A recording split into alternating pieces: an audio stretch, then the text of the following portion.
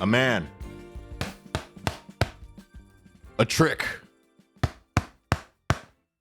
A podcast. A frame. Welcome back to Lost in the Frame. I'm your host, Malik. I'm your host, Tachi. I'm your host, Alex. That intro took way too long for what I thought it was going to be. But today, we are excited, ecstatic to come to you guys with our review of The Odyssey. How are you guys doing? You guys ready for today's episode? I'm really excited. I'm also excited.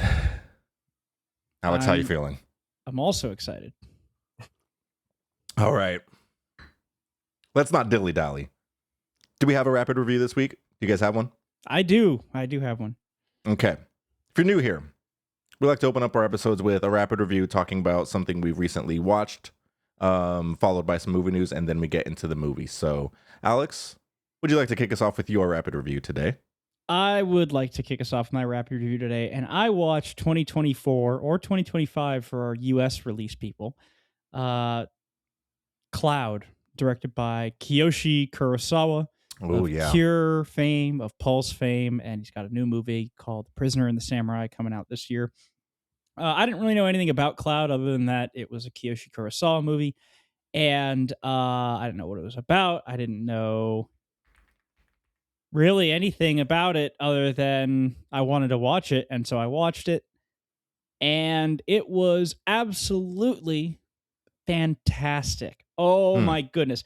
The last act is so crazy. Like, it's insane. And there's this one character who is just an absolute force of nature. I'm standing up in my living room when this guy's on screen. I'm going to give it a 4.5 out of 5. Wow. Go watch this thing right now. Man, that one's been on my Nice. watch list for quite a while. And then speaking of The Samurai and the Prisoner, I think that comes out this month, U.S. release date, at the end of July, if I'm not mistaken. Let's go. Big ups. Probably a limited release, so be sure to check your local theaters to see if it's playing in your area. Tachi, what you got today? I've got A Complete Unknown. It's the Bob Dylan biopic, played by Timothy Chalamet. Also starring Elle Fanning, Edward Norton, and Monica Barbaro. It was really just not a pleasant watch. Really? So I'll say this. The performances were great. I actually really... I was impressed by Timothy and Edward Norton. But my God, Bob Dylan just sucks. If that's really how he was, I don't know how he had any friends. He seems so irritating. I don't know. Yeah. I mean, man. outside of his talent and his admirable views, I don't know how anyone could spend excessive time with this man.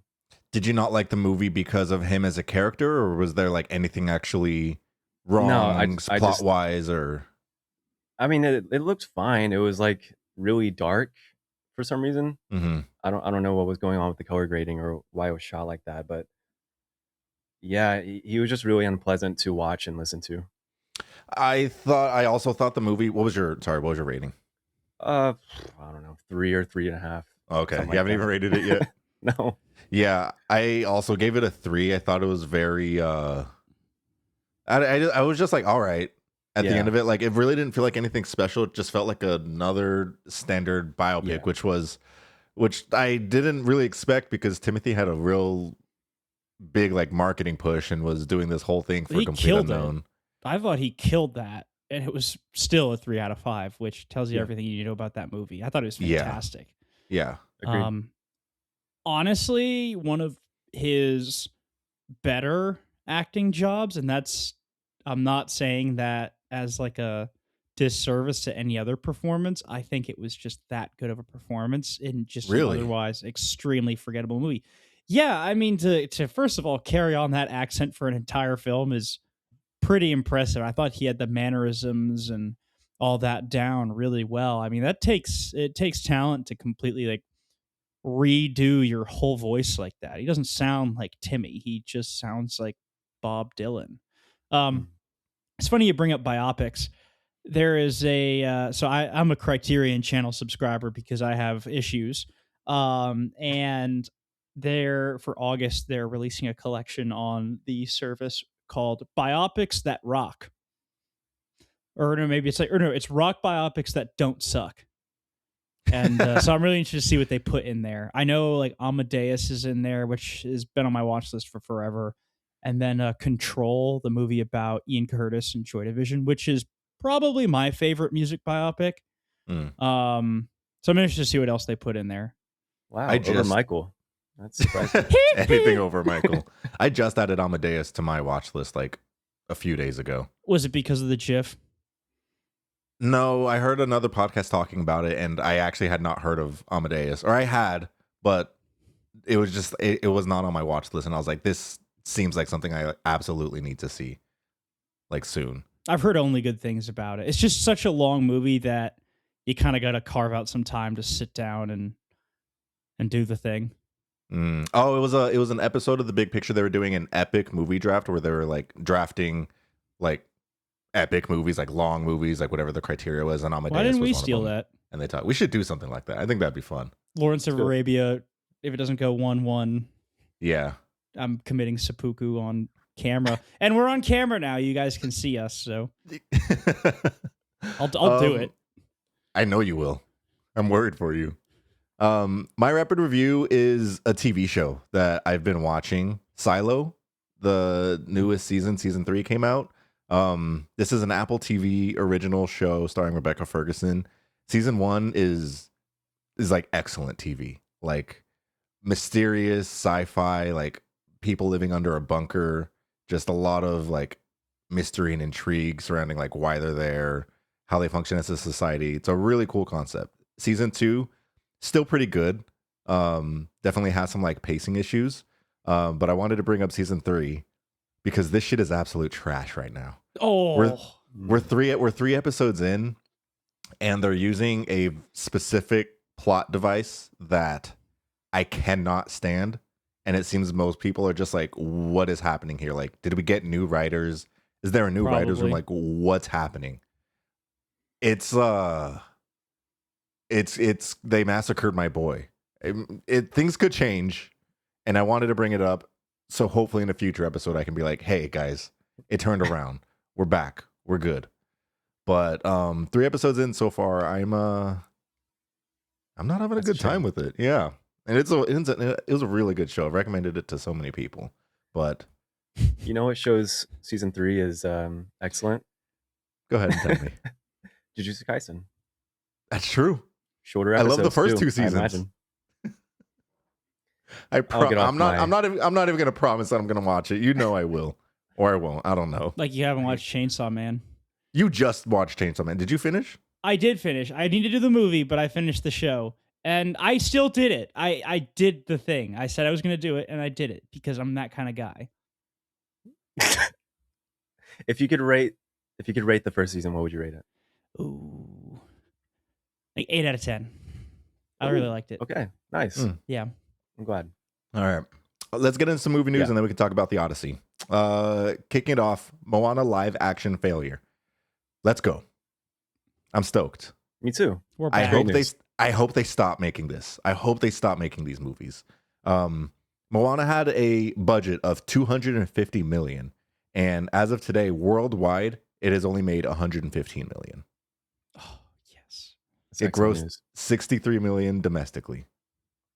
I do have bad news though, is that they're not stopping because they're filming Tangled right now. Live action Tangled. Maybe we're seeing like the train starting to stop. You can't stop a train just abruptly, you know? Tangled was already in the works, and they canceled the one live action Disney movie I was interested to see, so I hope they all burn. Yeah, I want to see. Was it Questlove was leading it? The one that sounded interesting. Yeah. They said, nah, fuck that. We're not going to do that. We cannot be original. Another live action announcement, Naruto. with Destin Daniel Cretton attached. Yeah, No, thank you. it's really scary. But I don't know. I just feel like everything this guy puts out, I just have to be hopeful for. It's like Shang-Chi, it's Spider-Man, it's whatever he's done before. Now it's Naruto. So it's just a lot of things that I've cared about for a really long time. Yeah, It's but name me I can't. a decent live action anime remake. I can't. I don't know. Yeah. We'll see. Digger trailer. Was this in front of you guys' showtime for the Odyssey? Kind of. Not the full thing. Okay. I'll pause on this one. Once we're done with the movie news, to start the Odyssey conversation, we'll talk about the trailers that played before, and then we'll bring it up there. Okay. Next, I've got the Nova movie is in early development. I think Nova is a character from the Marvel universe. Is that right, Alex? Sure. Or is it like a group of people? I You're the don't know. comic guy, right? I'm a DC guy. I'm not so much a Okay. Marvel guy. Yeah, I don't even know who Nova is or what that is. I think he's just like a super powered being, but in Guardians of the Galaxy, they have the Nova Corps, which is like John C. Reilly and all them, like their characters. So he's part of that. And I thought just what I wanted to see was more of them. Yeah. That's what we all wanted. I don't know what his deal is. I know what his helmet looks like and everything like that. But that's basically it. Yeah. Well, the Loki writer is attached, so could be good. Loki was mostly good. I really liked Loki. I did enjoy that show. Next bit is the Nightmare on Elm Street remake. I've never seen the original. Oh, so I have no feelings about this. Apparently, they're just caught. Like they're not even changing the script. Apparently, that's what I heard from the original. Really? Yeah. I saw. So it's Paramount Pictures. They closed the deal to develop a new Nightmare on Elm Street movie. The upcoming adaptation is set in the universe of the original 1984 film, though plot details and casting are still under wraps. So maybe what I saw was just BS. It sounds kind of similar, where it's just where it's just set in the same universe. Maybe not necessarily changing anything like that, but sure. Yeah. Another just sure is I Play Rocky trailer. Dude. This is a movie about the Rocky movie being created. Yeah. Okay. Go for it. Thanks. Couldn't get a documentary. Yeah, but then you can't get an Oscar for that. It all loops back to award season. We'll get there. It's almost time for our predictions. I know. End of August, we're going to do it. I'm also scared. But unfortunately, we have to address one piece of news before we do that, and that is the Batman Part 2 has been delayed again to February 18th, 2028. Please excuse me.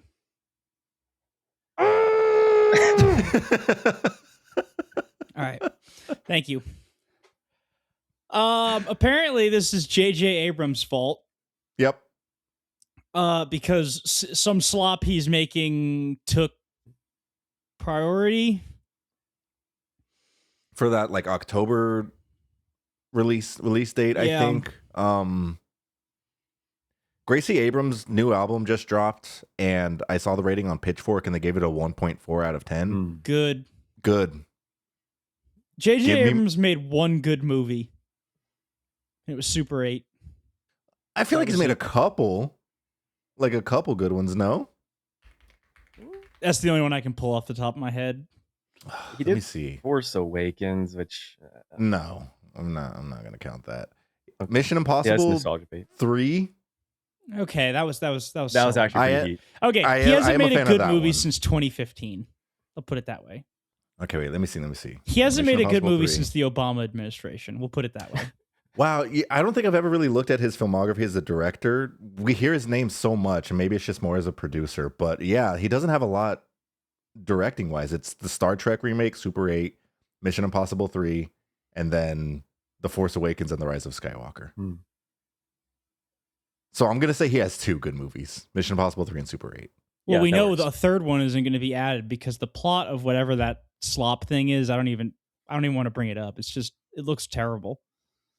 It sounded horrible. What is it? Do you have it? No, it just sounded bad.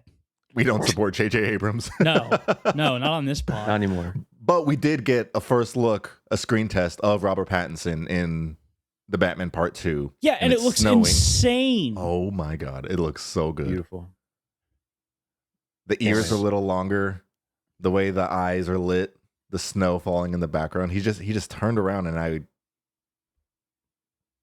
I'm in. Why?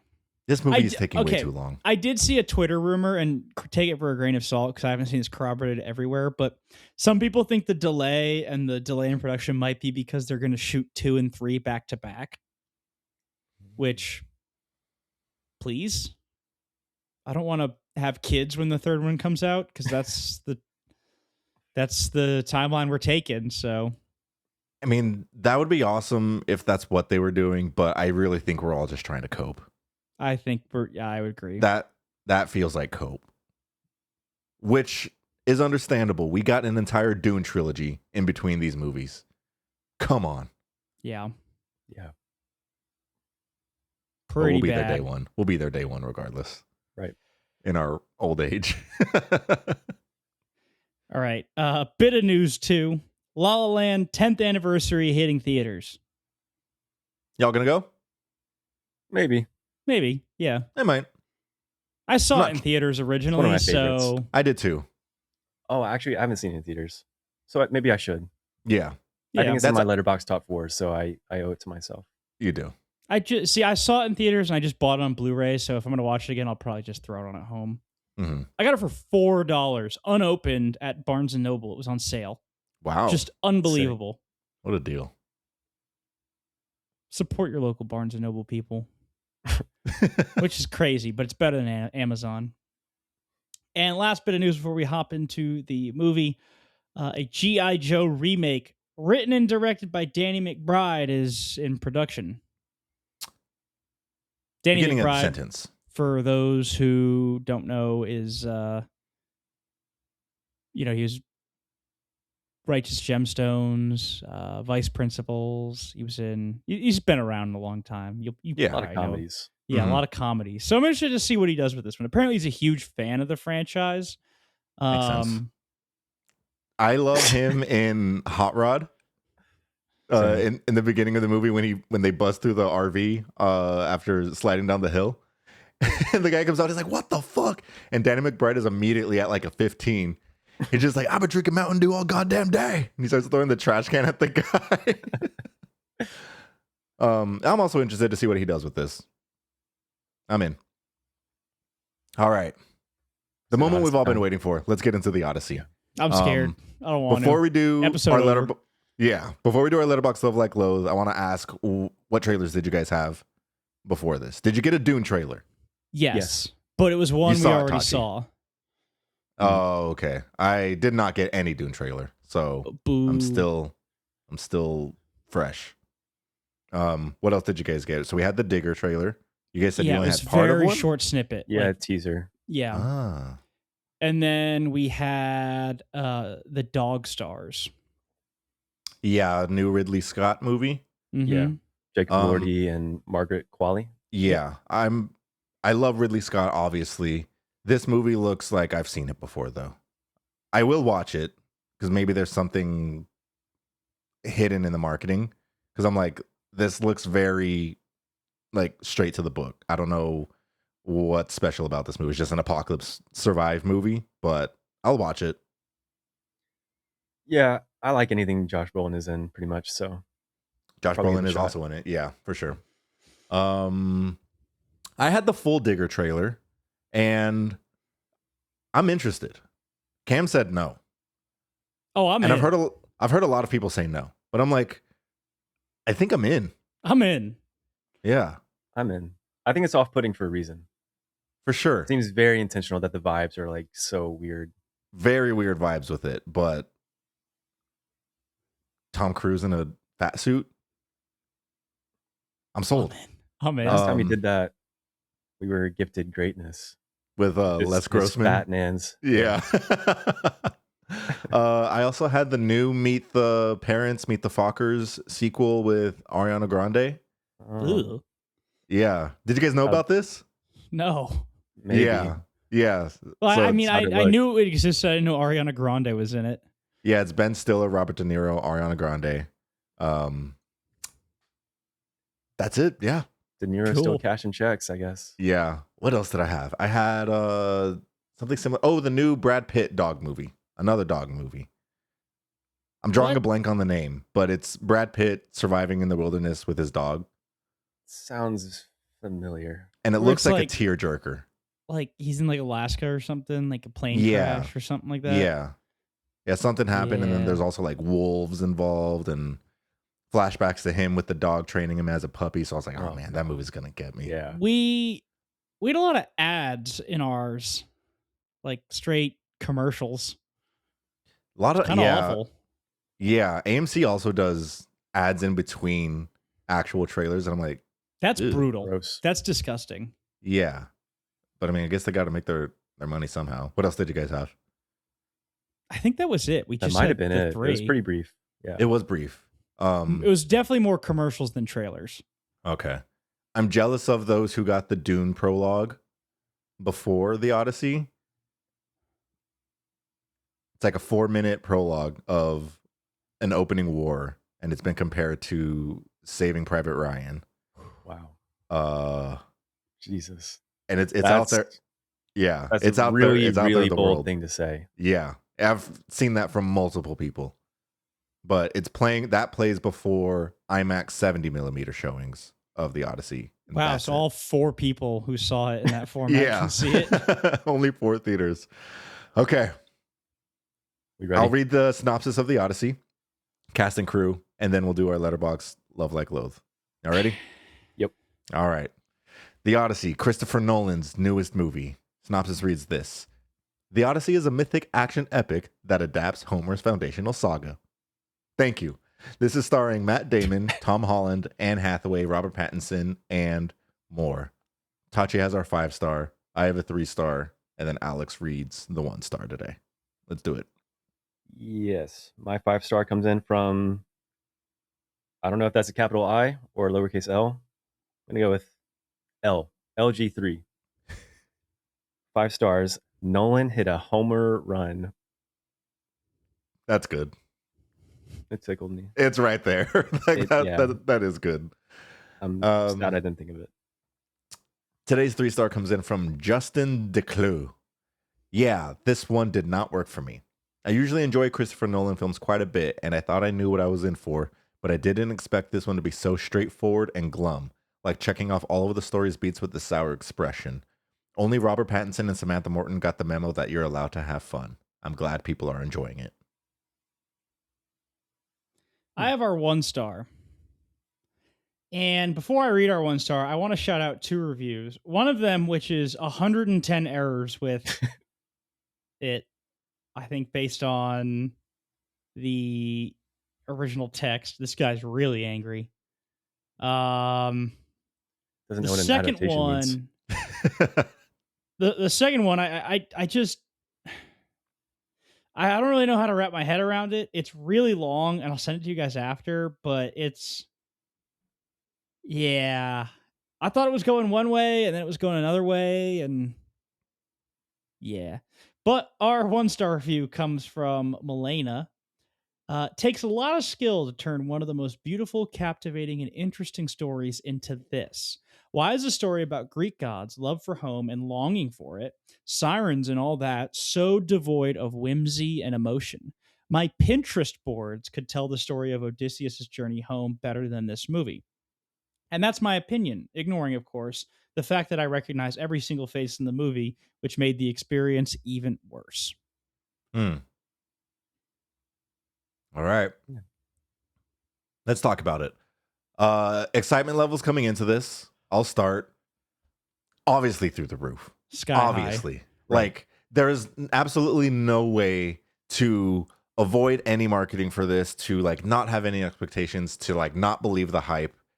First and foremost, this is the first movie shot entirely on IMAX, which is just insanely impressive. Reason being, IMAX cameras are super big and they're super loud. So whenever a scene is filmed for IMAX, it's usually without dialogue. So like an action scene, think Tom Cruise hanging out of a helicopter they shot on IMAX. Wow, look at this.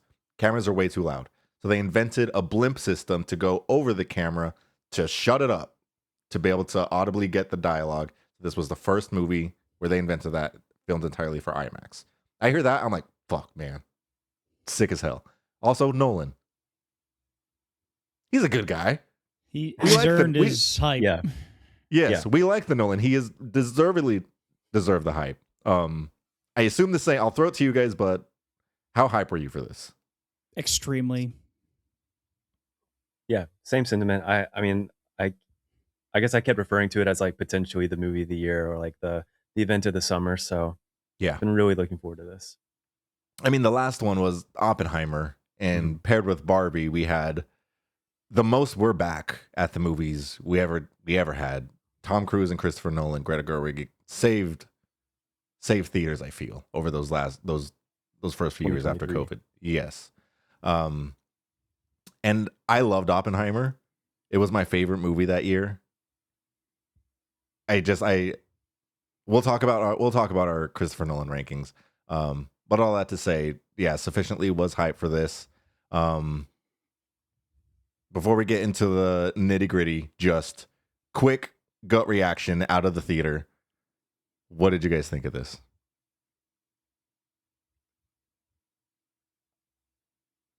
I'll say scarier than I thought. Yeah. Some scenes were actually really freaky. Yeah. Yeah. I think There were oh, go ahead. I would say I think my gut reaction was Oh. I think my gut reaction was similar. I walked at like credits rolled and I went wow. But then I went, huh. And then I went, And I was like, all right. And it's a lot of movie to digest. I saw this Thursday night. You guys saw this last night. Yep. So I've had a little bit more time to sit on it. So I feel like, how are you guys feeling coming into the conversation?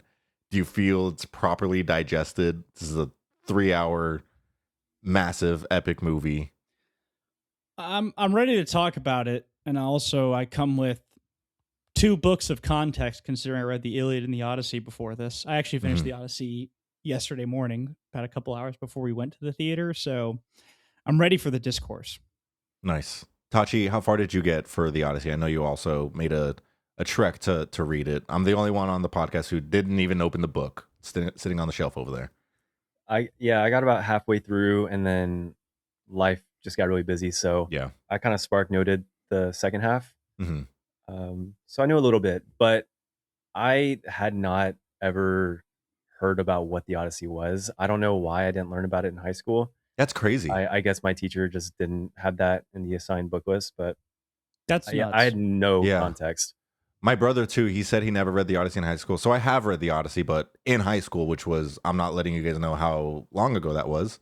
It was a long time ago, guys. He's old. He's so old. But we read the Odyssey and then we watched Oh Brother, Where Art Thou? And that was my introduction to the Coen brothers, and the rest is history. And I love that movie. But so that was the last time I read it. So yeah, I'll be curious to hear both you guys' opinions, book versus movie, as we dive a little bit deeper into it. Where do we start? I've been thinking about this the whole time, and I'm just like, I don't know, like what do we grasp onto first? Like, it seems there's so much. This is a massive movie, and it is a absolute feat and accomplishment by Christopher Nolan and all involved. Maybe we can start with time, because from the get-go, the movie starts differently than how the book starts. And time is just like, I guess, Christopher Nolan's favorite concept, because Yeah. he tries to incorporate time into all of his movies, or most of his movies. And yeah, just from the offset, I was like, oh, this is not at all how the book started. Like not even a little bit close. Mm-hmm. So what do you guys think about his usage of time and making things a lot less linear than what you're expecting? I'll say like I feel like we're gonna be jumping around a lot, like the similar ways to how the movie does. So I feel like that's needed. The movie, yeah, like you said, immediately kicks off with the non-linear storytelling to be expected from Christopher Nolan. Uh, the one thing I will say is I think the first 30 minutes is the weakest part of the movie. So much so that I was actually worried.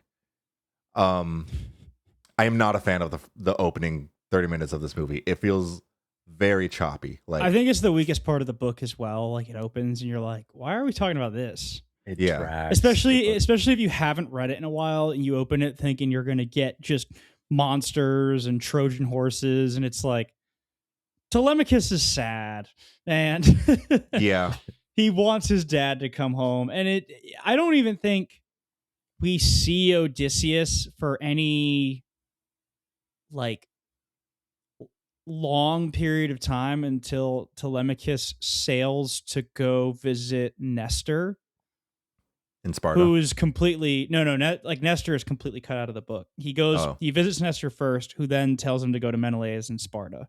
Mm-hmm. So there's like a whole other king that he talks to before he goes and visits Menelaus. But I don't think we see like Odysseus for any like extended period of time until after Telemachus gets on the boat. Yep.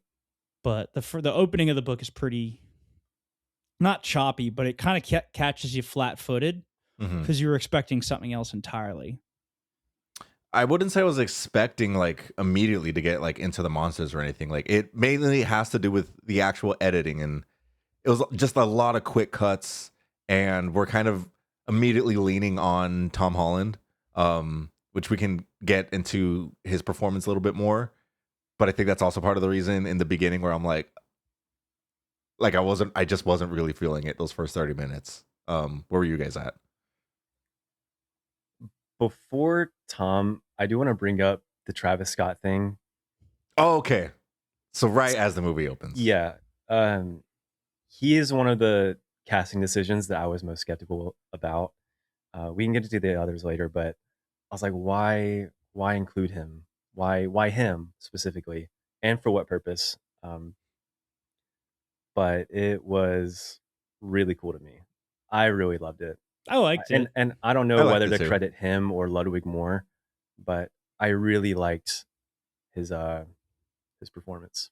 I think, yeah, you also need to like think about like Nolan too, because I saw an interview talking about like why Travis Scott, and the reason being is in that time a bard were the rappers of then, like they're the spoken poetry while entertaining. So he's like, okay, well, what better to do than a rapper of today? And so I think it's a really cool casting choice. I liked it too. I liked it. I'm also a massive Travis Scott fan. I was wearing my Astroworld shirt to To the theater? Yeah. Nice. Nice. Travis Scott has grown on me a lot over the last few years. I did hate the man for quite a while. He's easily hateable. It's lit. I think I've told the story before, but I saw him open up for The Neighborhood in 2012 in Austin, before I even moved to Austin. And I didn't know who he was, but I hated it.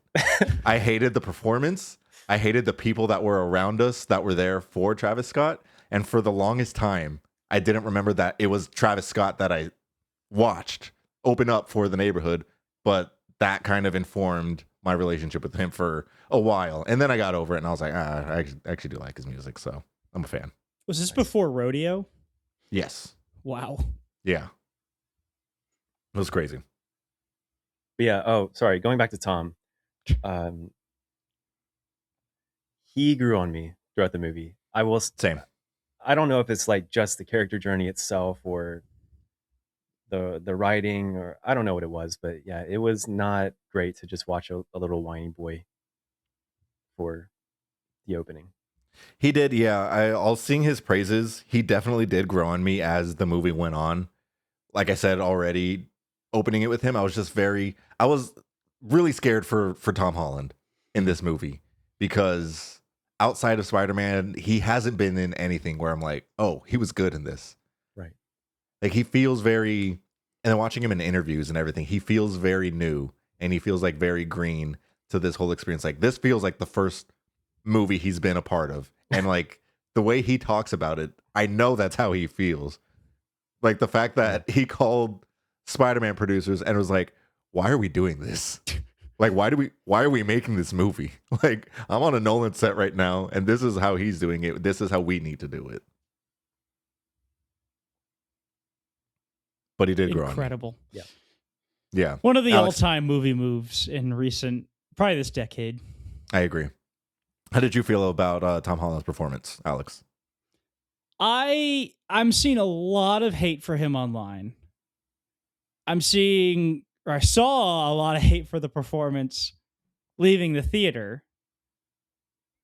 And I don't think he was that bad. I think he gets outshined a lot by the people who are in his scenes. Yeah.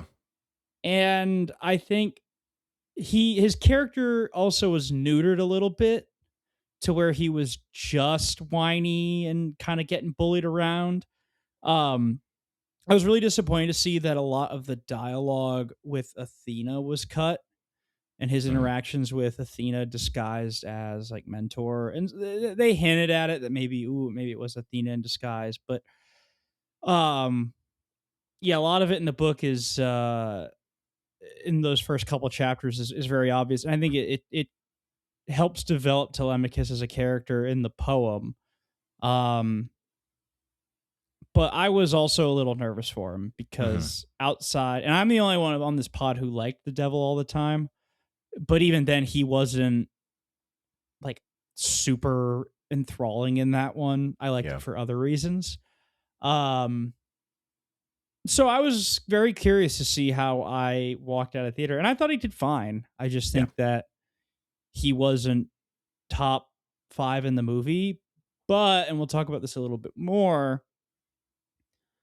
There were some others that I think I surprisingly think he outacted. Agreed. Really? Yeah. And there's one performance I can think where I was like, this is a waste. Okay, let's get into it now. Mia Goth as Melantho. Didn't know she was in this. She was not there. in this. She would have been an incredible Cersei. And that's literally who I thought they were casting her for. And she gets instead is Melantho, who just is kind of there.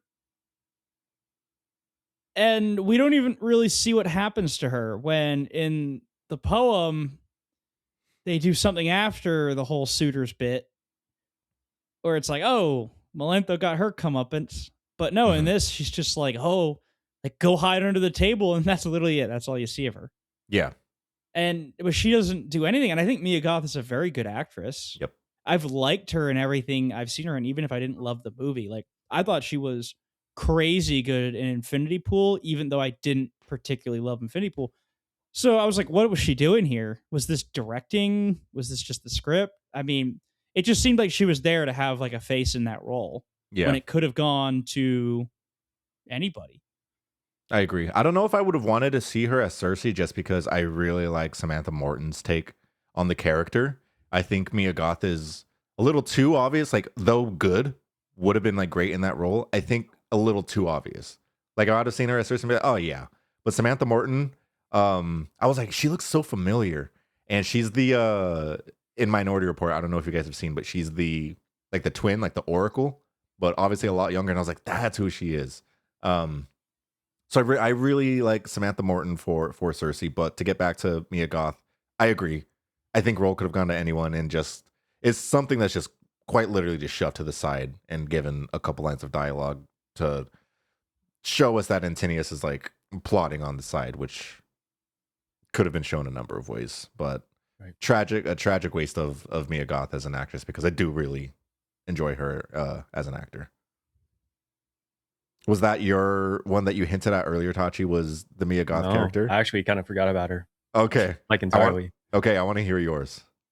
I think this may have been, I don't know about the worst. I don't know about her entire filmography, but this was probably the most disappointing Zendaya performance I've ever seen. Wow. And I don't know if that's due to the writing, but She didn't get anything to work with. I'm going to defend Zendaya here. Me too. She was given nothing. Literally, in terms of what? Athena is a very central character in the Odyssey. She has a ton of speaking roles to Telemachus, to Odysseus. I mean, she is pretty much the one behind the scenes, like trying to get Odysseus to come home, petitioning to the gods. And, you know, she's giving Odysseus like advice and Telemachus advice, and she's like doing her thing. She's given none of that. And I was excited to see, like, wow, Zendaya's going to be in this very key role to the Odyssey, and she wasn't like she's completely cut out of it. That's I don't fair. know if that a lot of that was left on the cutting room floor or not, but she's barely in the movie. Mm-hmm. Athena's the gods are barely in the movie, like in any capacity. She's the only one that appears in any capacity. Calypso. Is she a god? I thought she was like a demigod. Or Yeah. she a god? I think my understanding is that Calypso is like a very minor goddess. I'll say a couple things real quick. I do wish we got more of Zendaya. I think that kind of would have helped maybe drive the emotional. Calypso was a nymph. Calypso was a nymph. Yeah. I think that more Zendaya might have helped drive the emotional theme of the movie a little bit more.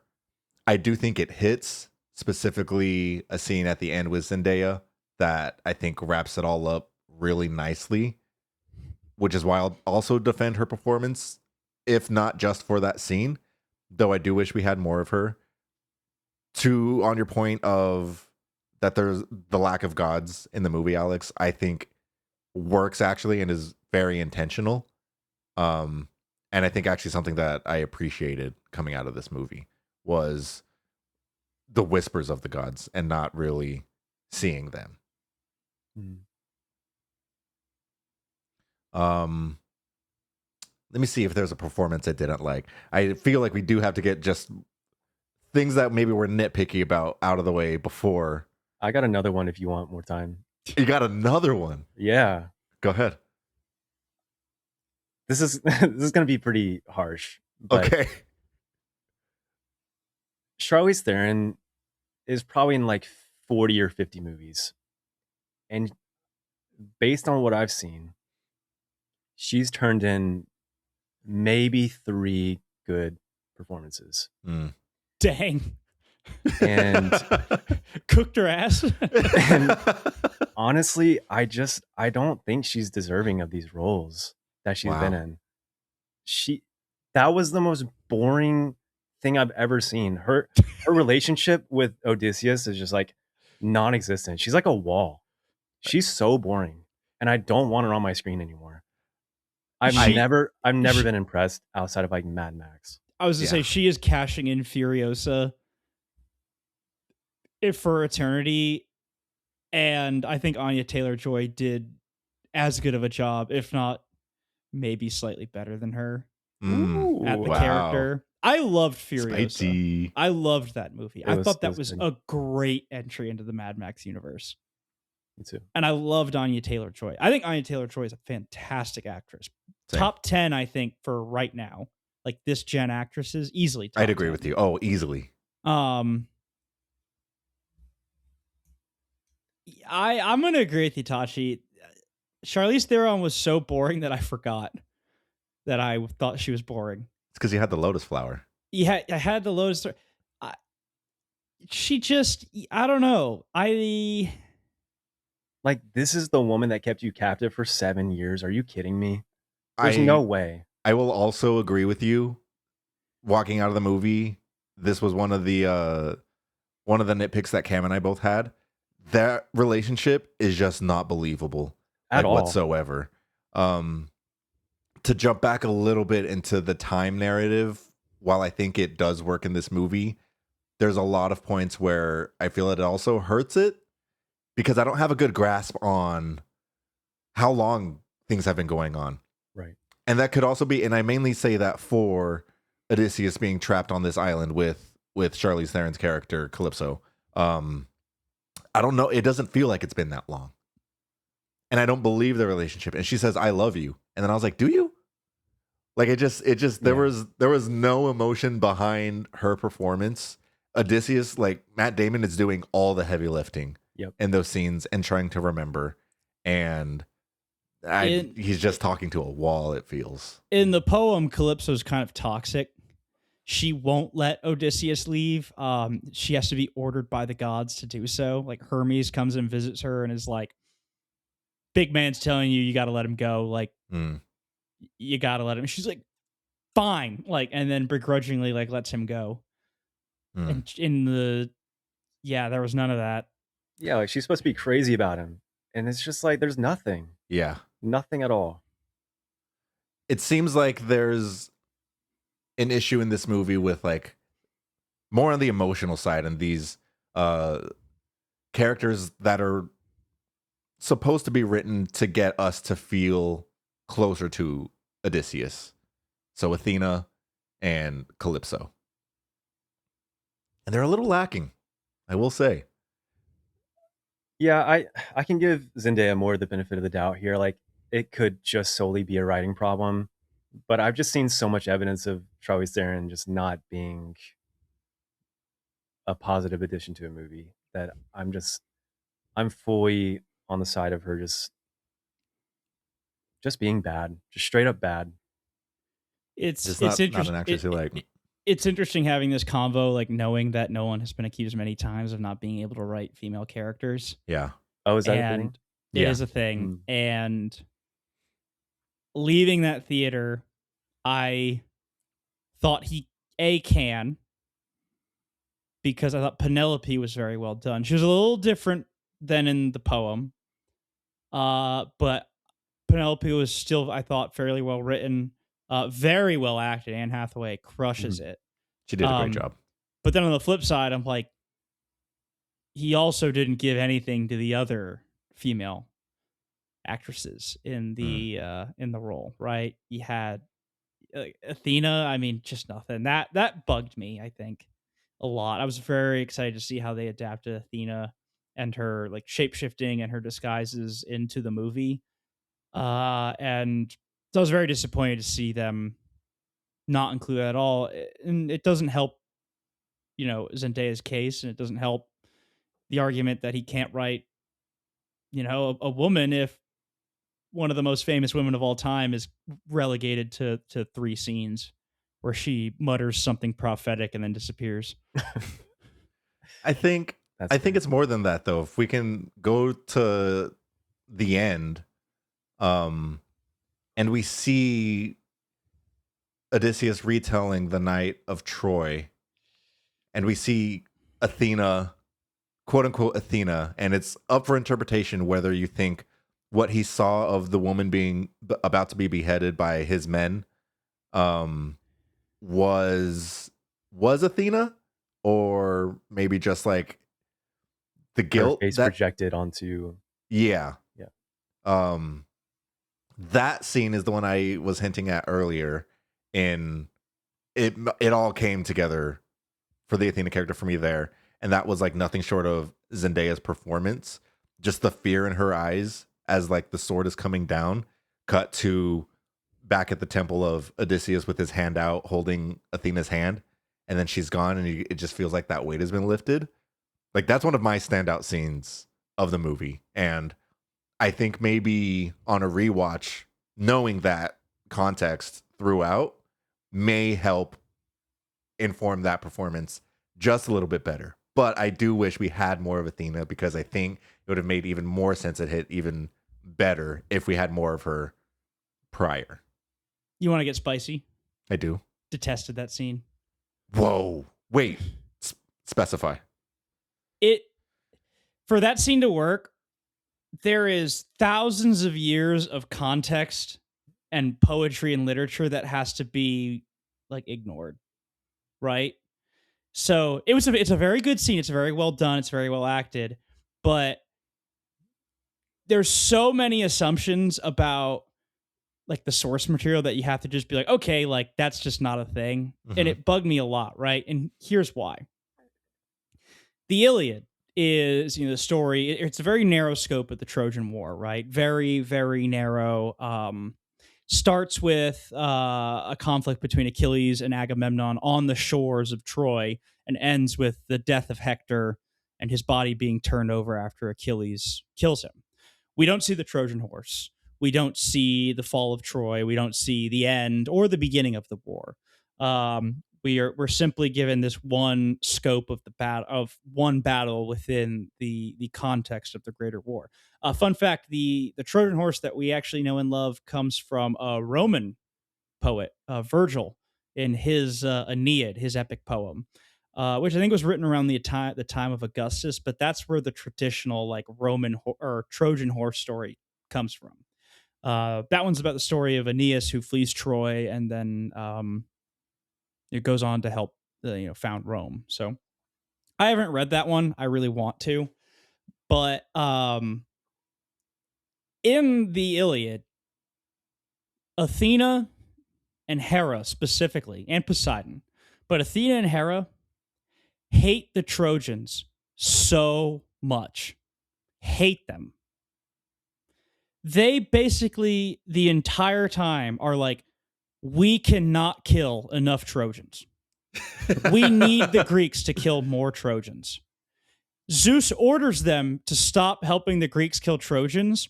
So Hera seduces Zeus, lets him fall asleep, so Athena can go help the Greeks kill more Trojans. The whole war starts because Paris spurns Hera and Athena and goes with Aphrodite because he wants Aphrodite to help him steal Helen of Troy.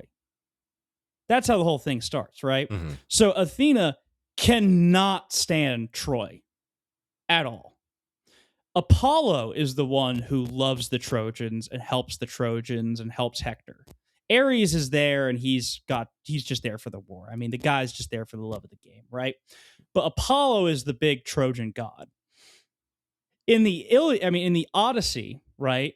Athena loves and helps Odysseus, the whole thing. But there's one specific line that I want to call out specifically about the Trojan horse. This is one of the few times the Trojan horse is mentioned. What a thing this was, too, which that mighty man wrought and endured in the carven horse, wherein all we chiefs of the Argives were sitting, bearing to the Trojans' death and fate. But come now, change thy theme, and sing of the building of the horse of wood, which Epeus made with Athena's help. She helps him build the horse. She wants the horse. The horse is her baby. Like, the gods, specifically Athena, wants to sack Troy. And so if you're like, and I guess that's where my problem with this was, right? Taking the gods out of the Trojan War and out of the Odyssey, I did not love. Because I think you can tell the story by keeping that all in. Or keep the story that Nolan was trying to tell with Odysseus's guilt around the whole thing and still keeping that in. Because it just doesn't make sense. Like all the context of why the war was being had, everything that's going on, it's as an adaptation, it's not very good. Like it's just not. You can't have. There's so many pieces that just you cannot have without like being like the gods exist. Nolan kind of dips his foot in with like some of it, right? It's like, oh well, they're kind of here, but like not really. They did as little as they could with the fantasticness and the whimsiness. And so when I'm sitting here watching,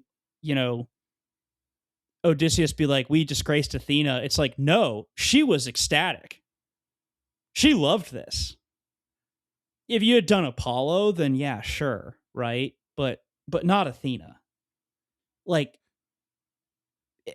I just wasn't a huge fan of that. I think what you're saying makes sense. I can definitely see both sides because while I'm not like ecstatic about the lack of gods, I do wish we could have leaned a bit more into that fantastical realm. Now, It's Greek mythology, right? I yeah. mean, we're trying to make it a little too real in this movie with all the mentions of the Bronze Age sea people and the Bronze Age collapse, like teasing that up. It's like, no. This is the Odyssey. This is a Mhm. myth. This is an epic poem. Like, let's not ground this to humanity's level. This is something else entirely. This is an epic. I think there's something interesting in grounding it into a more grounded human story, but we just got that story 3 years ago with Christopher Yes. Nolan's Oppenheimer. Exactly. This is a companion piece in my mind to Oppenheimer. I agree. You have two men that can't bear the weight of what they've done and the guilt and how they changed and will leave the world a worse place. That's how Robert Oppenheimer feels, and that's how Odysseus feels with specifically not the war in its entirety, but the trick. And the movie uses the horse differently in that way, and that it is the trick in itself as the root of the guilt that Odysseus feels and the reason he doesn't want to go home. And even then, that also boils down to a problem that I have, because that's just so against Odysseus's character. His whole thing is that he's incredibly smart and a trickster. Yeah. And he's very cunning. And it's like the gods want him to be a trickster. His whole thing is that he is better. He is basically smarter than everyone else, and he is trickier than everyone else. And that's what gets him into trouble. Like, his hubris is ultimately what lets him be, or what forces him to be lost at sea for so long. Because the Poseidon will not let him go home because of what happened with Polyphemus, the Cyclops. Mm-hmm. Yep. Yeah. And that's another problem I have with this.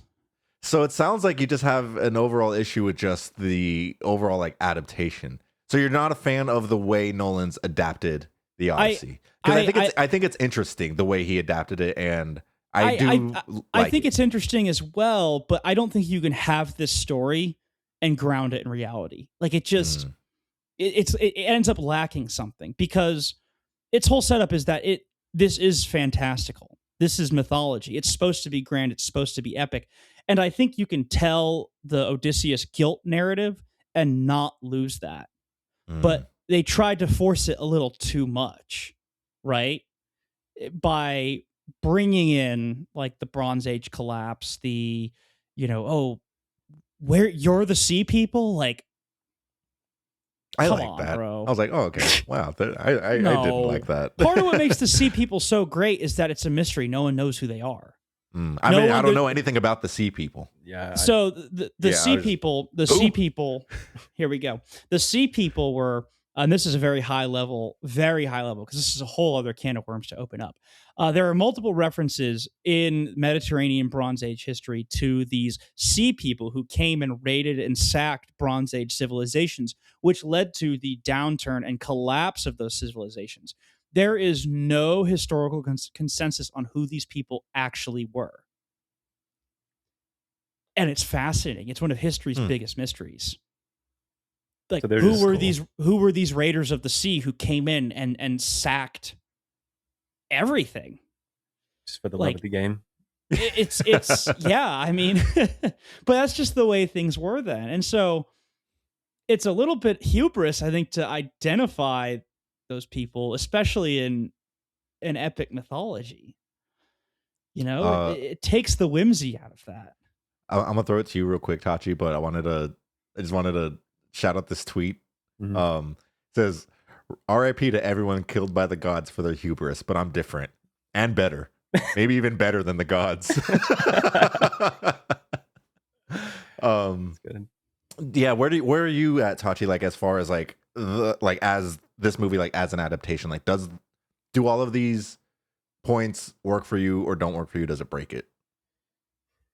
I don't feel so strongly that it breaks the story of the original text, I just wonder if maybe he felt like his hand was forced to ground it a little bit because of like, I don't know, time constraints, like the runtime, um, all of the things that he still had to cut out. Like in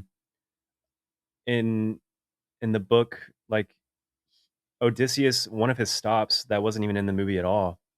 It lasts a long time because he lands on some island and is like describing his entire life and journey to this king, and that's just like one of many examples that just like it just doesn't work. It The doesn't fit. the Mm. Phasian king with I think so. Nausicaa, Yeah. like where he washes up after he leaves Calypso's island. Right. Yeah. So I just wonder if maybe that was, I don't know, either a sacrifice or just something he wasn't really interested in showing us at all, was like evidence of the gods, because Mm. I think you could even interpret Odysseus's experience as just like a purely psychological relationship with Athena, like her maybe not even being there. And he's just seeing her and is trying to process his feelings like through her wisdom. Yeah. I don't know. But I think it's definitely like a personification of his guilt for what he's done. I mean, I think let's try to go. Let's go. I guess island by island. yeah, let's talk about his journey. Yeah, let's actually get into the journey. So, like I said, first 30 minutes is the weakest for me, and then we get to Odysseus as they arrive to the island, and then eventually with the Cyclops. This scene is top 3 for me. Money. Insane, insanely tense, way scarier than I thought it was going to be. You are absolutely correct. Like Cam was like gripping my arm, and I was like, "This shit is terrifying." And the look of the Cyclops he's straight up the scariest guy I've ever seen in my life. Literally. Oh my god, like a masterclass at tension and sound, and the score was just so fun and a lot longer than I thought it was going to be. Like, and I was happy for it. I think it was like a 15-20 minute sequence. It's one of the longest passages of the description of his journey. It's so, for context, the one with the Laestrygonians, the giant silver people, that's 3 lines, like 3 or 4 lines. Okay. But the Cyclops one is multiple pages. It's the longest, and I would say it's the most famous story from the Odyssey. Yeah. I was so curious to see what this dude looked like, and I think they nailed it because he looked so uncanny. He was like morphed, like, I don't know. It looked like he looked like a giant whirlpool. baby too. Like, yeah, just very like, ugh. Very. If I saw this creepy. thing, I'd hate it. It was like a Titan from. It wasn't like a Titan. It's literally it was a Titan. Yeah, I need Christopher Nolan to movie. make an Attack on Titan remake. Yeah, man, this was excellent, and the sound of the Cyclops screaming when they poke his eye. Oh, yeah, that was gnarly. It was so fucking loud, and it was just the scream mixed in like with the score, and it was like the most haunting sound I've like ever heard in my life. It was really, yeah.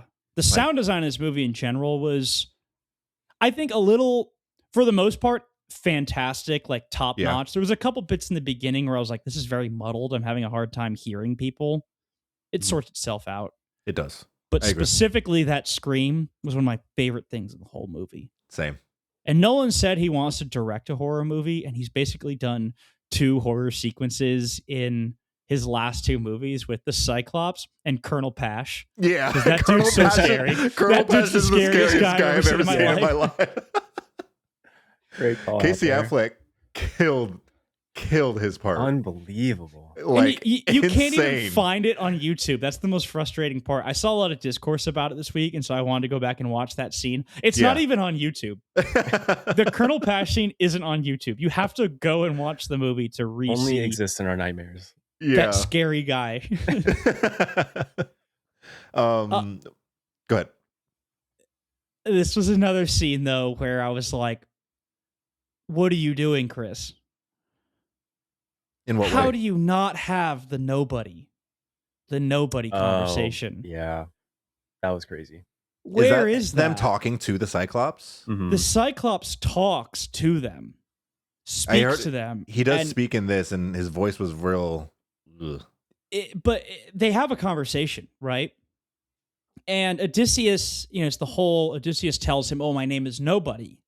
So when they poke his eye and he busts out of the cave in pain, he's like nobody has poked my eye out. Nobody has hurt me. And the other Cyclopses on the island are like, "Shut up. Like you're an idiot." They're literally like, "Yeah, go back to bed, dude. Like quit your whining." And then they sneak out.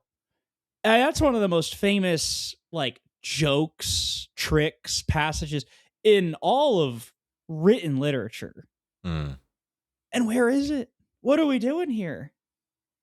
Where was that? And it's so key to why Odysseus is stuck at sea for so long, because again, this is where his hubris comes into play and ruins it for everybody. Is when they are leaving, like they have gotten away from the Cyclops. He I think he's says, on the boat at this point. "Yeah, he's on the boat," and he's like, "Actually, I'm not nobody. My name's Odysseus. Yeah. I just got your ass." Like, Get and so pranked. but then the Cyclops is like, "Poseidon, my father, Odysseus is the one who did this. I finally know it wasn't nobody." And Poseidon is furious and keeps Odysseus trapped at sea for years. He won't let him go home. Did you know that It's- apparently RDJ was in talks to play Poseidon? Mm. I think in early forms of the script, there was a Poseidon character, and I think RDJ was being looked at. wow, I didn't know that. But how do you not have that? I mean, that's half the reason they're stuck at sea. It's the most famous thing from the story is the nobody trick. And then they kind of just say it. They're like, he was praying to Poseidon, like after. Yeah, I didn't like that. That's very tell, not show. Mm. Yep. Well, But I will say, there's a Christopher Nolan quote where it goes like, "Don't try to understand it, feel it." And I think that's when he was talking about Tenet. yeah.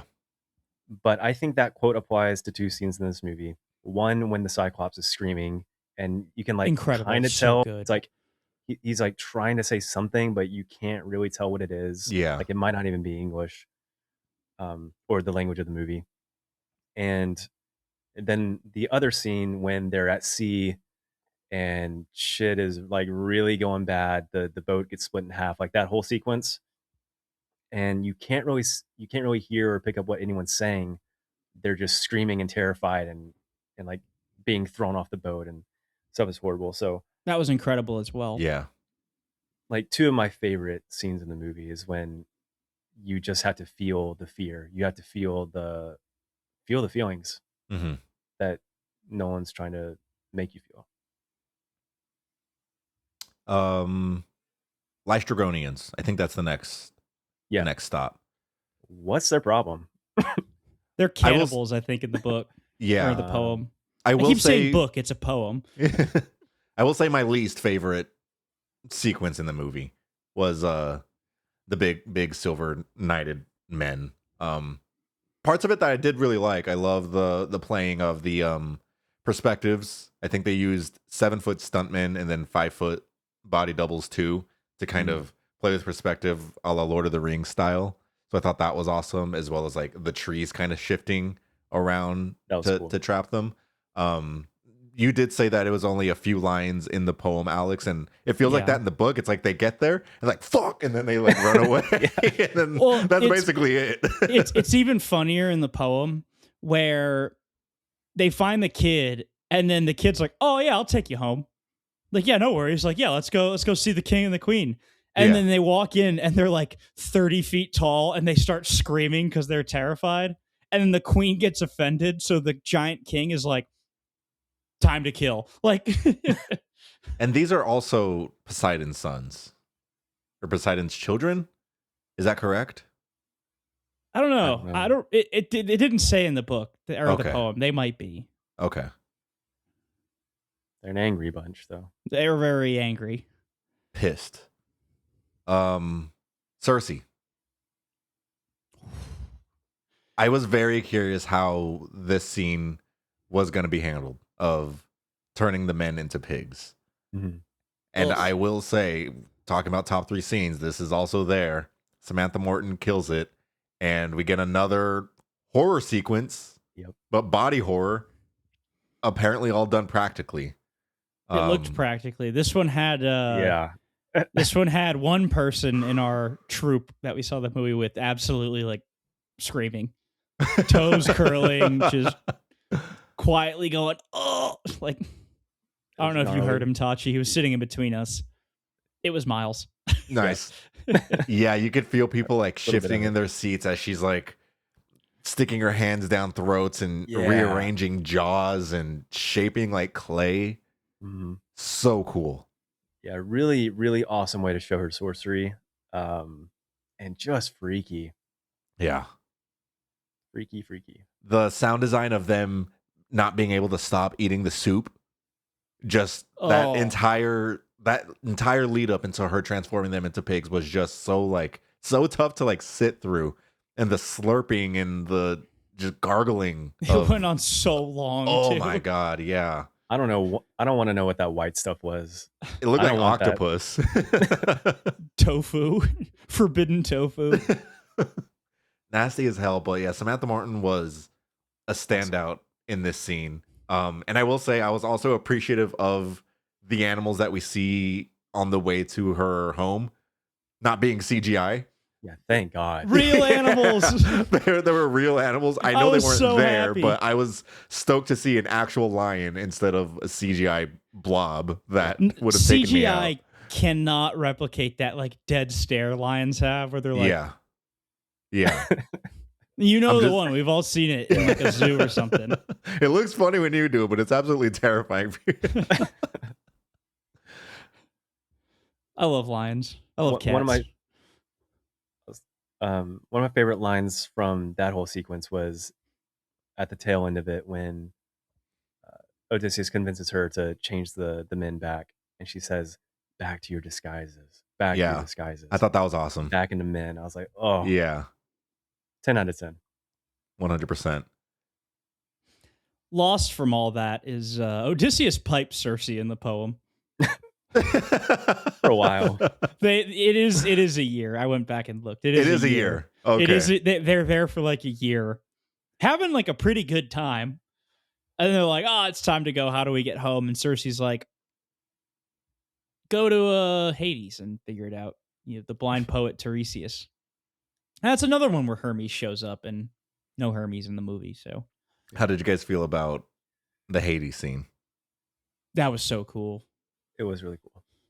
The rising out of the ground was... That might be my favorite scene of the movie. I did see someone on Twitter talk about how the soundtrack for the Hades bit sounds like the Cisco phone. I saw that, but I didn't click it. You have to click it. It's so funny. Okay, I'll have to go back and listen to it. And it's pretty close. But Tachi, actually, this scene relates to the meme you sent last night. Yeah. So why don't you tell us your feelings about a certain character who appears in this scene? Yes, I would love to. So Agamemnon in the Troy sequence is probably one of the coolest depictions of like, I'm the greatest. Aura. Yeah. Like truly like aura farming at the gate of Troy. And I'm like, damn, he looks so cool. He looks so sick and intimidating and awesome. And Benny Safdie in Hades, he takes his helmet off, right? Yeah. No, not in Hades. Or we see it off in the We see it off in a flashback. Okay. Yeah. But then Benny Safdie speaks, and I'm like, that is not the energy or cadence or volume or like, I don't know, just like exactly energy of one of the most famous and powerful like kings of all time. I did kind of like that though, because I did too. Agamemnon is such a douchebag in the Iliad that I'm like, you deserve this. But even so, he's like a You deserve that warmonger, voice. and I he's supposed to be like the ultimate badass. I think it works though, because like at the heart of it, this is a very anti-war movie.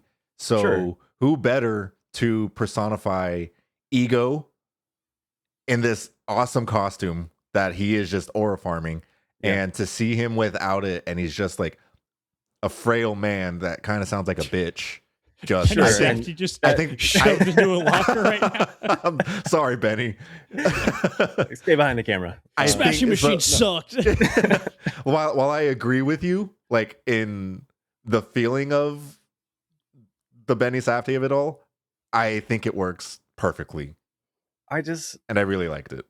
maybe I'm just like missing context on who Agamemnon is and what he's supposed to represent. But I mean, you do kind of have the context, right? But the one thing I will say is, like, the great warrior from the Trojan War is Achilles. Yeah. right, It's Achilles sure. and it's Hector. Neither of whom sadly appear in this movie. Mhm. But Agamemnon is such a tool. Like, he's such a douche. The whole Iliad bit, like the whole Iliad, is his fault, basically. Mhm. And there's a ton of deaths on his hands because he pisses Achilles off. So, the whole bit with him, getting killed when he comes home, that was very fitting, right? And so I think it's a very interesting choice to have Benny Safdie play. I wasn't the biggest fan of the casting when I saw it. Same. I I was like, Benny Safdie. still think we could have. I don't know. It could have been like anybody. He didn't make or break that role. Agamemnon will be remembered in the movie because of the aura. Yeah. It's the aura sequence. Yeah. But I didn't feel super strongly about it like you did, Tachi. But there was like a half second where I'm just like, oh, so that's what he sounds like. Because the only two voice moments from Benny Safdie I can remember, like his actual voice, are it's Good Time and it's Yeah. Oppenheimer. And in Good Time, he's playing like a developmentally disabled guy. Yeah. And in Oppenheimer, he's got this very thick accent. So when he did speak, I was like, oh, that's what he sounds like. I do. That's a good point. I do forget. I only hear Good Time. Just a guy. Yeah. Yeah, he just felt like just a guy, and Exactly. I don't know. I don't think. Sure, it can like subvert our expectations that he's like a little loser, whatever. I'm gonna gaslight you. Next time you rewatch it, you're gonna like it. You're gonna be like, all right. The sad Boom. bit about the Hades sequence, though, is Achilles is in there in the poem. Hmm. So I was a little sad for no Achilles. But I think it's made up with Elliot Page's performance. Oh yeah, Of Sign It. Like, let's talk about him. so good to see the flashbacks with Antinius and the betrayal. But before we get to that, I love the scene of them popping out of the rocks and them having to take the blood in order to see like the living. So sick. Oh my god, so cool. But yeah, Elliot Page like absolutely killed it in this role. I was there. He's in the opening of the movie and dies, and I was like, that's it. That's all the Elliot Page performance that we get, and it just loops back around, and I think puts so much weight and context into the overall story. Yeah. And he just absolutely sells it, and I was like, god damn, the scene is top tier. One of my favorites, really, and honestly, his performance in the whole movie, like every scene he's in, I just think he nails, because like he's got his character that is just like so naive and earnest and hopeful in like his mission and what he's trying to accomplish. Yep. And he even like portrayed that, I don't know, I'm sure it's intentional, I'll give him the credit, but even the way that he gets off the sand and is like running so like he can't even handle the weight of his armor, like he's just Exactly. like running goofy and like a newborn deer. Yeah. I mean that's what makes the betrayal from Antinius like so like powerful and painful, is like knowing that it was supposed to be him, and Yeah. Odysseus now like vowing to protect and like watch over. And I know he felt that's part of the guilt that he felt was like why he's like Sinan's like, why didn't you tell me the truth? He's like, I needed you to believe.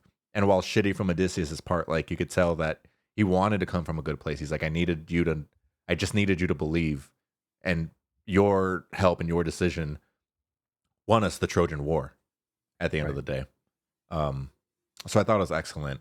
Tiresias is played by James Remar, who has a pretty standout scene in Oppenheimer when they're deciding what cities to bomb.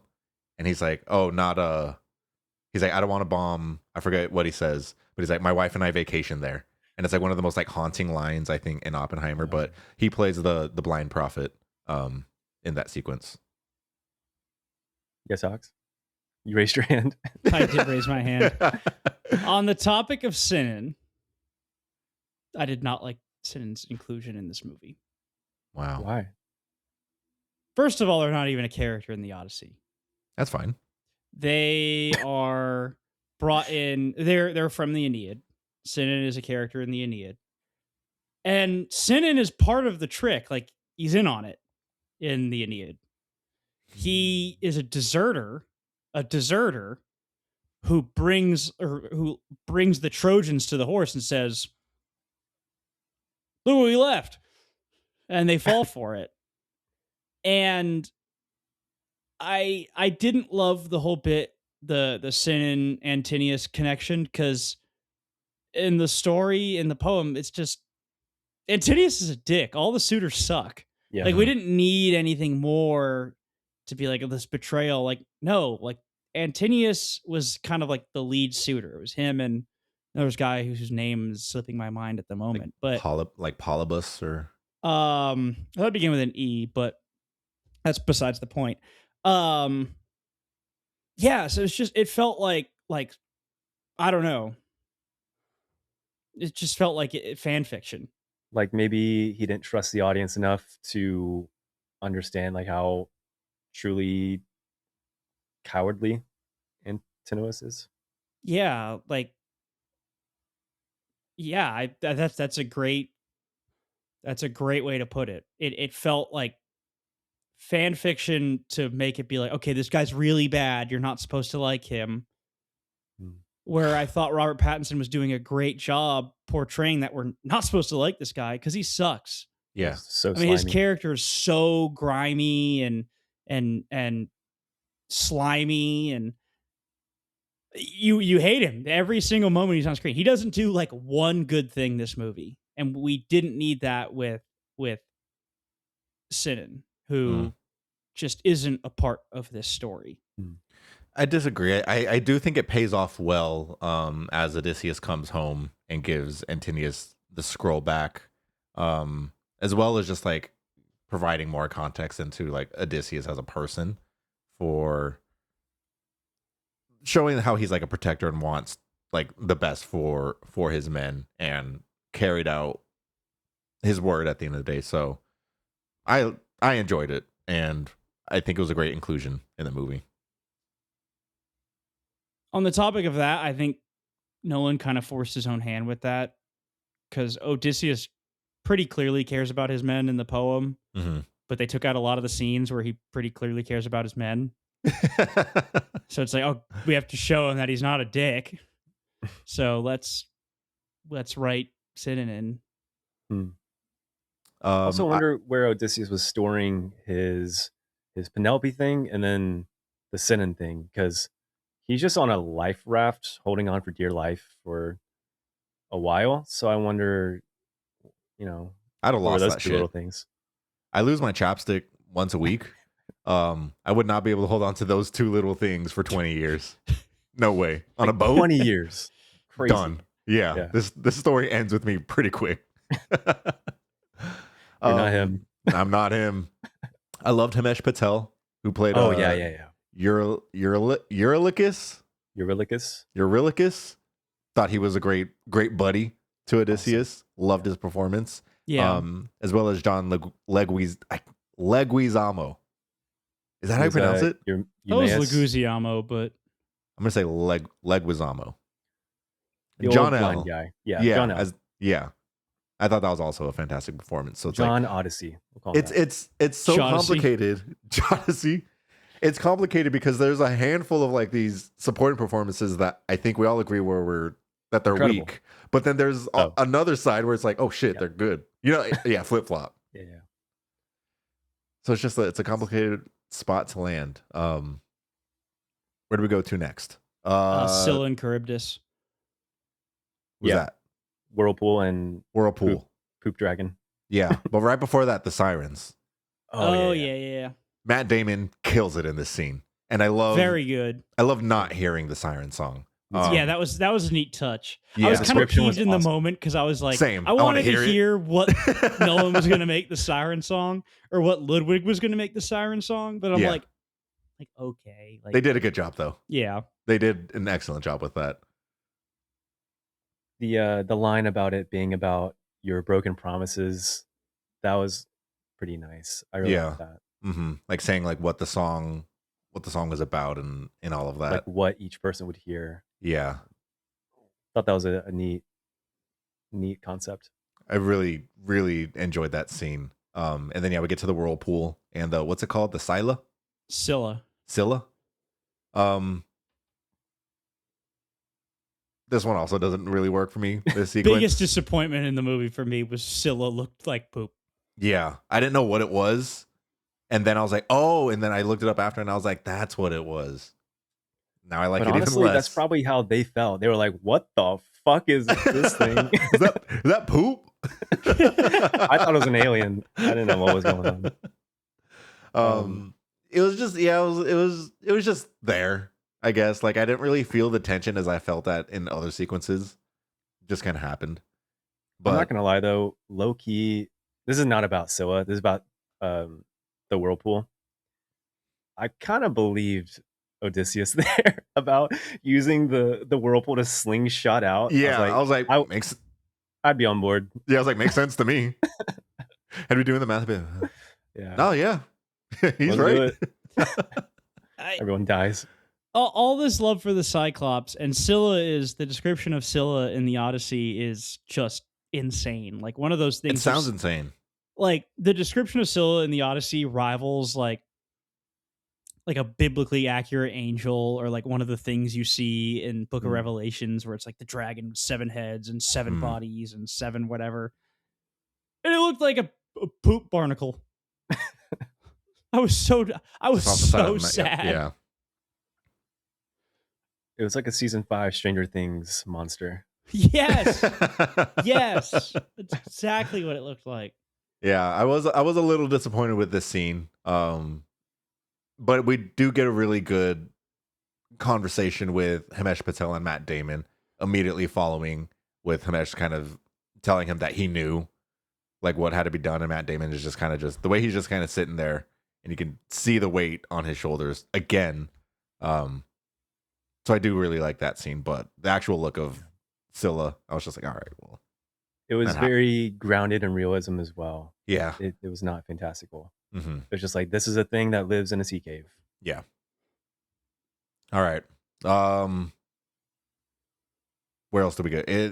Are we arriving back to Ithaca? No, he goes to There's Calypso. No, he goes to the sun god's island first with the cattle. That's right. They eat the cattle. Yeah. Big mistake, guys. The beef couldn't have been that good. Is there a world though where they would have survived not eating the cattle? No, because they're stuck there, and then yeah. So it's like they were gonna die regardless. Yeah. Whether that be from like starvation or what ends up happening, just Poseidon's wrath. Yeah, they break Odysseus. I mean, I guess they could have fished. Maybe there was no fish. They do break the oath, though. They be breaking that oath. Me when I be breaking oaths. And then they get back on the water. Gonna die at sea. Yeah, and then they're all gone. That was a very intense sequence. So intense. Yeah. And then Odysseus washes up on shore, with Athena. She says, "You don't recognize the beach of your own home." I go, "Yay, we're home." And then he comes across John L. And the movie does pick up a lot in the third act. It has you skipped Calypso. After Calypso is when he lands on the beach. But we don't. Need to we talk did about talk her. Charlize. Yeah, she's like, "All right, you can go. I Stop don't eating the wanna lotus think about flower." her anymore. Yeah. But yeah, John L. Yeah, John L. We get that entire interaction. The plan of Odysseus showing up as a stranger, which was a suggestion from Agamemnon, in hell. And we get the scene that sells me on Tom Holland's performance as Matt Damon walks up to the door and Argos is out there waiting, and his tail wags. I know. And we get the flashback to him as a puppy, and Telemachus is like seeing this, and then the look on his face as he realizes it's his dad, and like the tears that well up in his eyes, and Argos takes his last breath, and Tom Holland goes, "Welcome home, stranger." I was like, yeah, this is it. Oh my God. So good. That emotional climax really worked for me. I shed a tear. I did too. It was awesome. Teary-eyed right now. And that's kind of when it came full circle with me on Tom, on him selling like this young guy who just wants to meet his dad. Mm-hmm. And I thought that scene was brilliant and really well acted. Yeah. Alex, you're giving me a face where I feel like you're going to disagree. I am. Yeah, I knew it. I knew it. What's up? This is where the movie started to really lose me. Wow. Yes. The opposite. Okay. Because none of how that... My favorite part of the Odyssey is when Odysseus comes home. Because he leaves Phaecia and he comes home and he meets John L's character.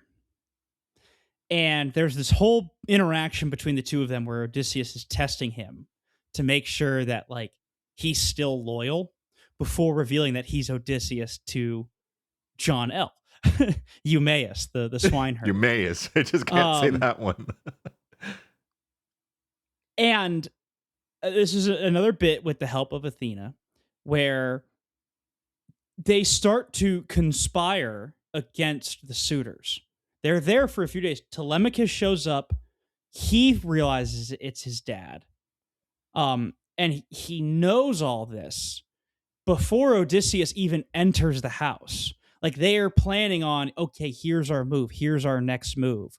You know, there's a lot of like conspiring and tension starting to build because what's the famous Hitchcock quote about the bomb where it's like the most tension is where the audience knows it's going to be or it's ticking, but the characters don't. Yeah. That's what it feels like. It's like every time it jumps over to Penelope and the suitors, you're like, okay, like here it comes. Like it's about to get real. Like Odysseus is on Ithaca. And then Telemachus, the way he comes home, like what was that? That was just invented for the movie to have an action sequence. I was very disappointed in that. Oh, in Sparta? The way coming home from Sparta. In the poem, he just parks his ship like down the coast and like they sneak in, basically. So then like when the suitors are like, oh, like he's home, they're like what? Like literally they're super caught off guard. Yeah. And the people they sent to go stop Telemachus had no idea they were duped. Like they were just like on the topic of the dog, I think in the poem it hits way harder because Argo recognizes Odysseus, but Odysseus can't, and Odysseus is in disguise. And this was another thing that I did not like because Odysseus in disguise was a cloak. In the poem, he literally like gets old. Like he turns into an old man, like a very old, weak beggar. That's his appearance. There wasn't any makeup on Matt Damon. He had a beard.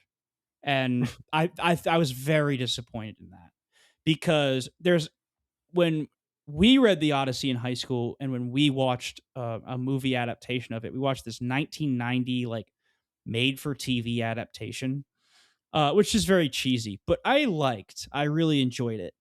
Um, but the scene in that where Odysseus goes from old beggar to Odysseus is so good for what it is that I was so excited to see how Nolan did that. And we didn't get that transformation. He literally transforms, Mm.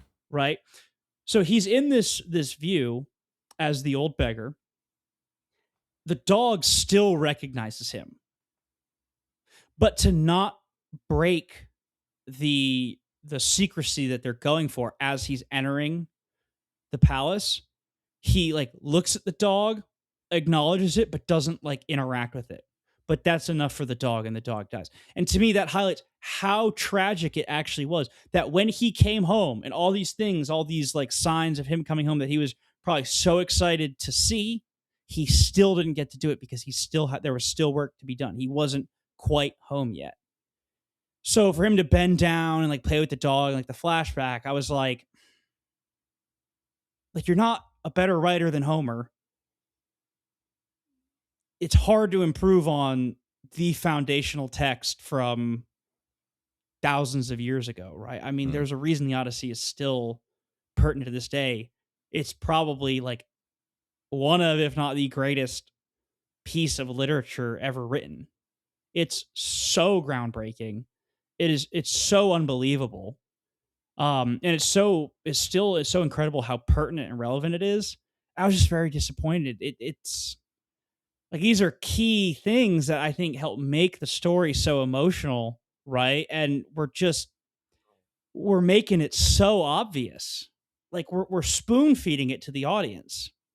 And it lost me. I was starting to be like, all of these emotional beats I was looking to see and hit, they weren't coming. They weren't doing them. And it wasn't even like they were doing them and missing them. They weren't doing them. And I'm like, what's happening? I was so confused. Wow. I mean, I think those are all like really valid points. Like, I'm imagining a movie of Odysseus being like more cunning, more of a trickster, and I mean, yeah, I see where you're coming from, so I can't like argue against you, and I can't like fault you for those feelings. Like, if I had read the book, maybe I'd have the same type of gripes. I think the movie, like that scene in particular, it does work for me, but it does feel, like you said, like with the context behind it, just purposefully, emotionally, like manipulated in a It's way, like a like Redditor dog moment. like to Look at the get a reaction. doggo. They Marley and meet us, and it worked. So, It worked, yeah. but it worked. It worked on me. And then we get to the contest of Penelope choosing a suitor. Actually, before we get there, we'll talk about the Odysseus sitting with Penelope on the steps and recounting the Knights of the Trojan War, which I thought was a really cool way of throughout the movie getting little snippets of that night and it finally closing off in the third act of the movie. I thought that was a really cool way to kind of show what happened throughout the night. Those flashbacks were some of the best scenes in the whole movie. They were so cool. good. Yeah. It made me want just a Nolan Trojan War movie. Yeah, would be so sick. But when Odysseus is on the wall and drops the lantern on the floor and it explodes and reveals the rest of them, I was like, bro, this shit is so sick. So sick. I really want to see like a bird's eye view of the whole set. Yeah. I think that'd be so cool to see all the whole Troy. And we kind of got that too, right? In that one scene with the flaming arrows, like yeah, it's kind of a drone shot, just like flying so over. Cool. Looks so awesome. And yeah, this is where I think the emotional theme of the movie comes full circle. Is now we're realizing it's the guilt of it all, and trying to like come to that realization of the trick and breaking Zeus's law. And he thinks that basically broke humanity. Tachi, how did you feel with I guess this reveal? Did it work for you? We hit on it a little bit earlier. Yeah, I think guilt is the central theme of the movie, which you pointed out earlier with the comparison to Oppenheimer, and there was a line I think that Odysseus says. It's like, um, basically like, I knew in the moment, I knew that night that like I committed this like unbelievable like cardinal sin Mm-hmm. essentially. And the recap of that, it did work. I don't know. I feel a little conflicted. I don't know that I don't know that I loved how he was just kind of giving this monologue to Penelope. It wasn't really a conversation, but the Troy scenes themselves really worked for me. Mm-hmm. I just don't know that I love the delivery of it. I do agree. I feel like it's a little clunky. I think the script overall is kind of all over the place and a mess, like throughout the whole movie, which is Mm. after the movie, I was having a hard time really like digesting and finding the connection, like the through line through all of it. And I was like, okay, I get this, this, and this. It just feels a bit convoluted and maybe wasn't delivered the cleanest. Um, which is disappointing. I know on a rewatch those issues will probably go away, but these are the types of feelings that I'd want to not have on the initial viewing. I wanted to walk out of the movie just like wowed Wow. and like loving it. Like, and I didn't walk out like that. There was I walked out knowing I'm like there's a lot that I really really liked, but there was also quite a bit that I was iffy at best on. It's the of it all at the It's end. yeah, exactly. I And felt that too. so I agree with you. I think thinking about it more and then seeing other people analyze it put it a bit better into context for me. But again, it's like I just didn't walk out with that feeling, and that's what I wanted to walk out with. Yeah. And it took a couple of days to get there, and then maybe on a rewatch it will be there, but I don't know. Same. Um, and then we get to the suitor, the final contest for Penelope to remarry. I was a little thrown off by like at the end of Odysseus talking that at that point Penelope was like, "All right, time to remarry." Like through the whole thing, she's just persevering and patient. I don't know if there's like more context like in the book or in the poem around her decision to hold the Athena contest. puts the idea in her head to do the contest. Okay. It felt very jarring all of a sudden that he's telling this story, and even though she doesn't know it's him, that at that point, I might be missing something as to what in that story made her be like, all right, I got to remarry then. Because he also said Odysseus is here, like he's almost here, and then at that point she's like, all right, I'm gonna remarry. He's close. Am I missing something there? Oh, I don't know. I don't know. I've already told you my thoughts on that scene. So Yeah. So we get to the contest. They've got to string the bow, shoot the arrow through the bow. This has one of my favorite moments as the suitors are all going through, unable to string the bow that Matt Damon does. We have a lot of callbacks through the movie that Odysseus, even though like when he's hunting, he'll pluck his bow to alert the prey because he wants a fair fight. Like he wants things to be fair. That's why he's got this guilt for not being fair with the Trojan horse. But Penelope's walking away and he plucks the string as he ties the bow, and it just like reverberates through the theater with the score, and I just had like full body chills. I thought it was awesome. I loved the strum. It Yes. sounded so cool. I thought that was an amazing scene and a great use of sound. It was so cool. He was also kind of aura farming a bit. I think the transforming into an old man would have been really awesome to see, and I think I would have preferred to see that over just like a hooded Jedi cloak. Yeah. Like maybe he takes off the cloak and then he like regrows into like his full. Yeah, there's like size. there's some type of just more magic, more whimsy. I think he could have done it. It's a shame that he didn't. How'd you guys feel about the last confrontation of him versus the suitors? I wanted more Telemachus. Telemachus and Eumaeus both get in on the action. Mm-hmm. Like there are more. It's more than just Odysseus involved in killing all the suitors, and they kill all the suitors.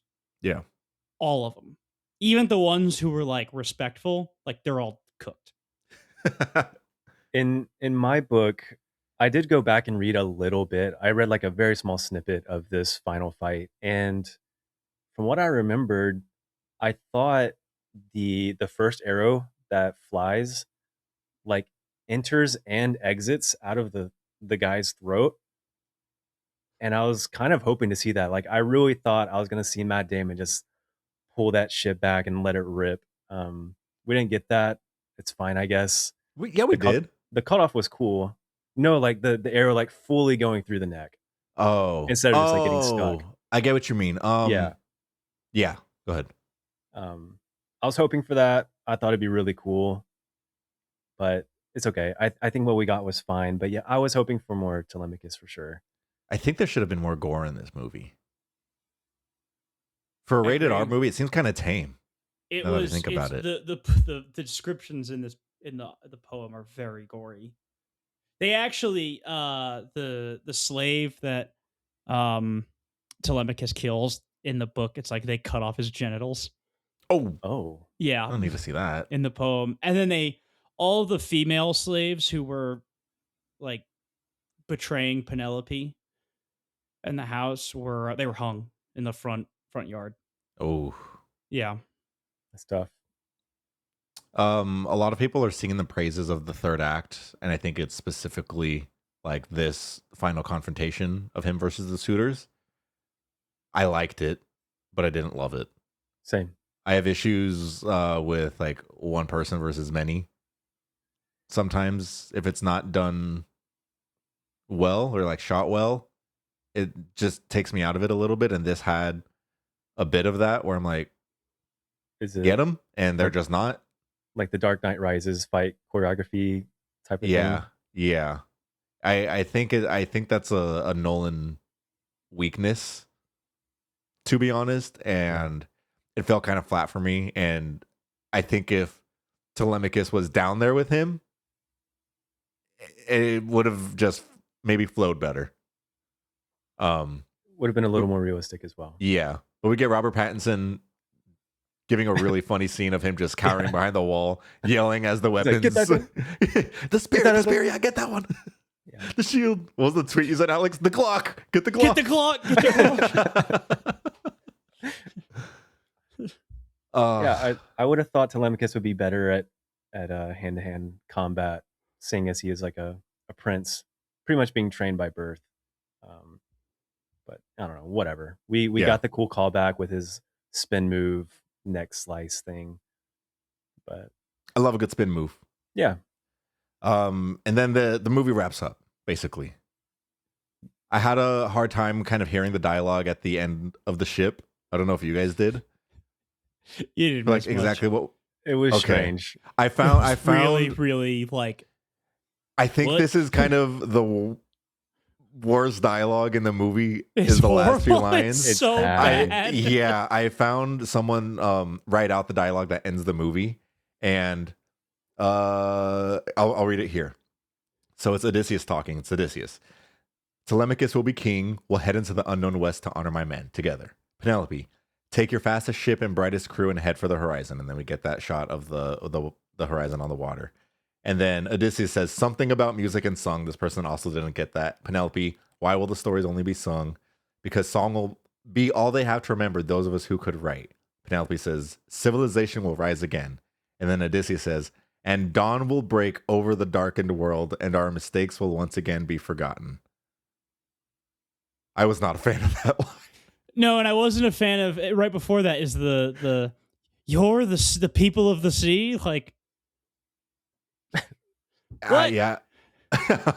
Yeah, I don't know what happened at the end. They weren't talking like that for the entire movie. Yeah. I don't know And what then- that was. and then that like you're gonna tell like don't die on here, just like not death. Exile. Like what? Again, and this is also so divorced from the source material because at the end, Odysseus becomes king, and the suitors' families come to fight Odysseus and like those loyal to him, and Athena makes them be like, "Nope, this is it," and makes them all swear to like no more bloodshed. And Odysseus does have some penance to do, especially towards Poseidon, there, like he does say like, okay, well, I have to go here. I have a sacrifice to make, and I have to honor, the dead, and sacrifice to Poseidon, and but he's a king at the end of the story. He comes home and he claims the throne, and so what? The end was what? I thought I was having like a stroke, and so when I called my dad to tell him how the movie was, I was like, Odysseus was the king at the end of the Odyssey, right? And I was like, yes. And I'm like, oh, you're never gonna guess what happens in the movie. Make Telemachus king. The last line just reminds me of this works in The Dark Knight. This just felt like The Dark Knight regurgitated. It's always darkest before the dawn type of line. Love that in The Dark Knight, but it felt like that. Like it felt like a reheated nacho of like that line in this, and I was like, where did this come from? And then it ended, and then I was like, oh, for a second. Then the Travis Scott song. It was just an awkward way to leave that movie. Yeah. I think that's the of it all. We're all like, what was the end there? What was that? I don't know. It was so different from the rest of the movie and not really what we were It felt expecting out at of all. place. Yeah. Like the vast majority of Telemachus' story is how unfit he is to rule for now. And then he becomes king. Well, they Game of Thrones themselves by removing all of the god bits, and then they're like, "Oh crap! How do we end this?" Because Athena ends the story. Athena ends the poem. But if Athena is a PTSD ghost, then she's not going to come and be like, "Everybody stop." I can't get over thinking that there's a better story in here with more Athena, with more Zendaya. Malik, you're never going to believe this. You're never going to believe this. I got a book for you. There's this great poem. It's really long. But I mean, like overall, the scale of this movie is like astounding.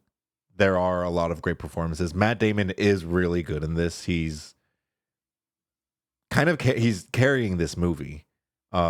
In a world of comparing it to Oppenheimer with a great performance there, I also think Oppenheimer just has stronger supporting performances all around, like every single one.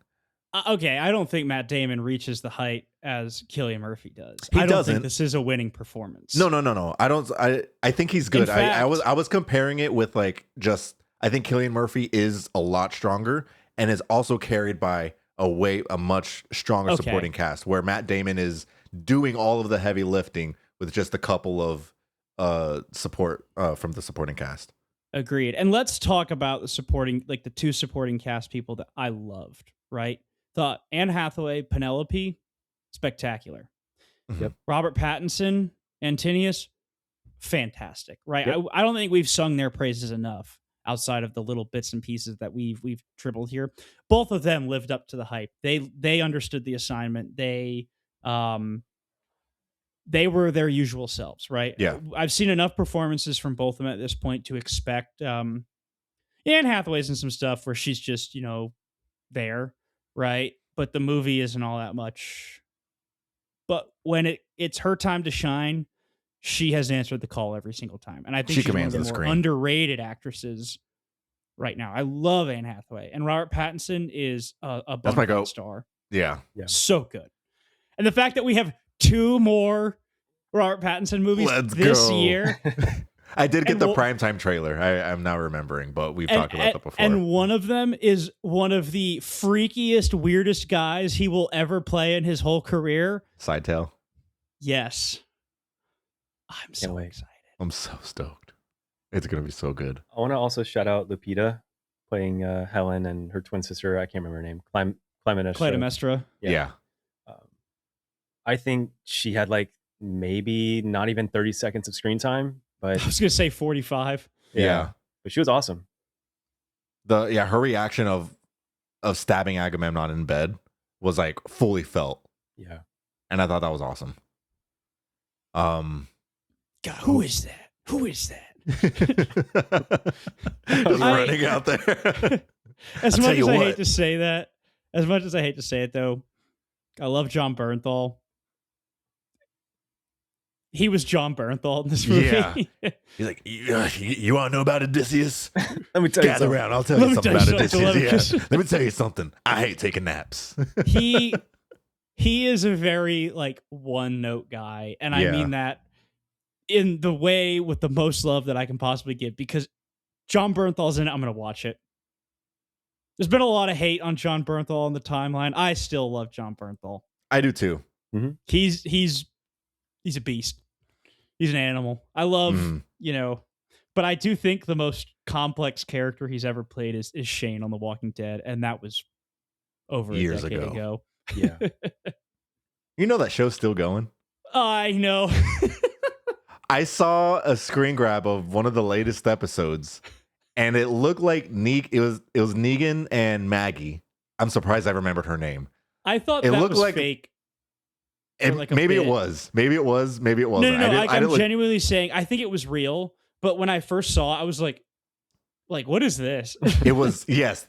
Yeah. It was Negan. It looked like they were at a bar. And it was Negan smiling and then Maggie smiling as they like shared a drink. And I was like, huh? Didn't you beat Glenn to death? Spoilers, by the way. It wasn't even just beating him to death. He eviscerated his skull into like a pink mist. I didn't even see that. I never got that was that the far last in season I watched. That was the last season I watched. I think it's like the season 5, maybe.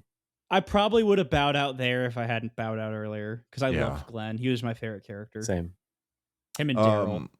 Logan Marshall Green is also in this as Melanthius. He's in there. Bad slave, the traitor slave. Yeah, he's in there for like 45 seconds. I really like him. Yeah, guys. Again,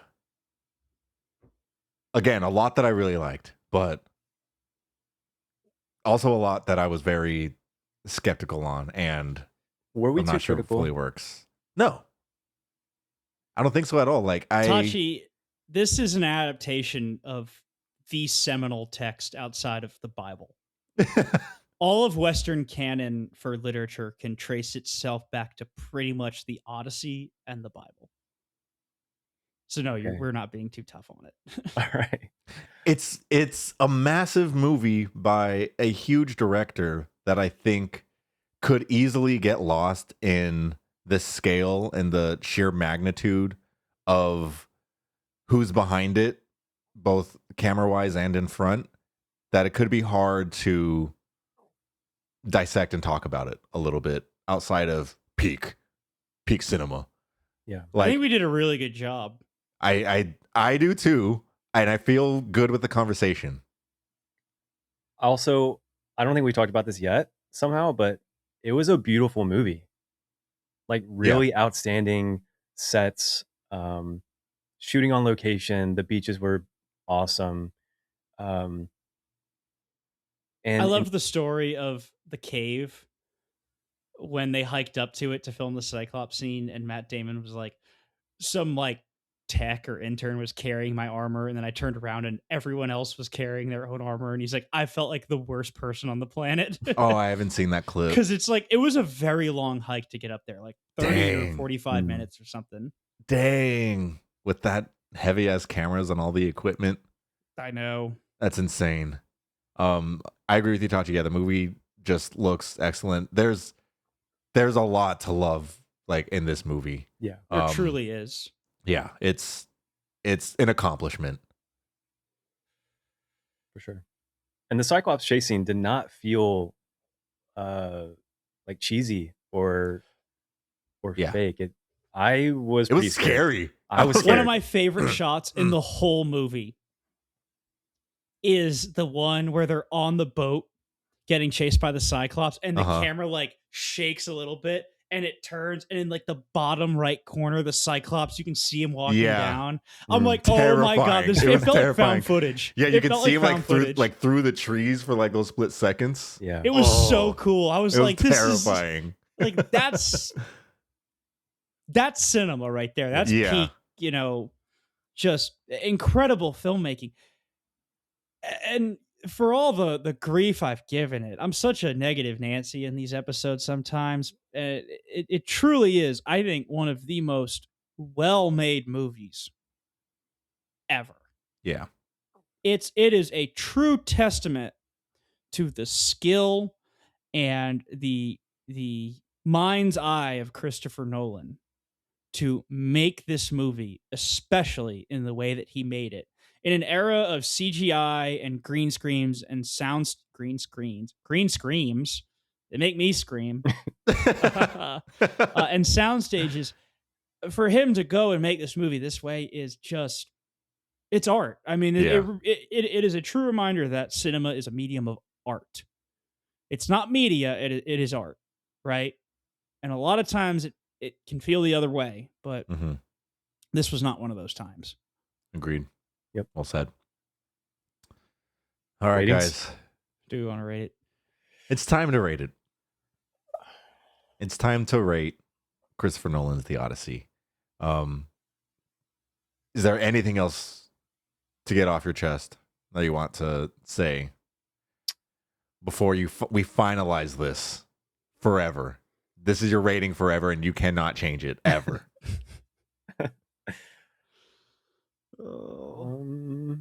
I think I've said my piece. I think we've covered everything. Yeah. I think so. All right. I'll go first. I'm giving this a 4.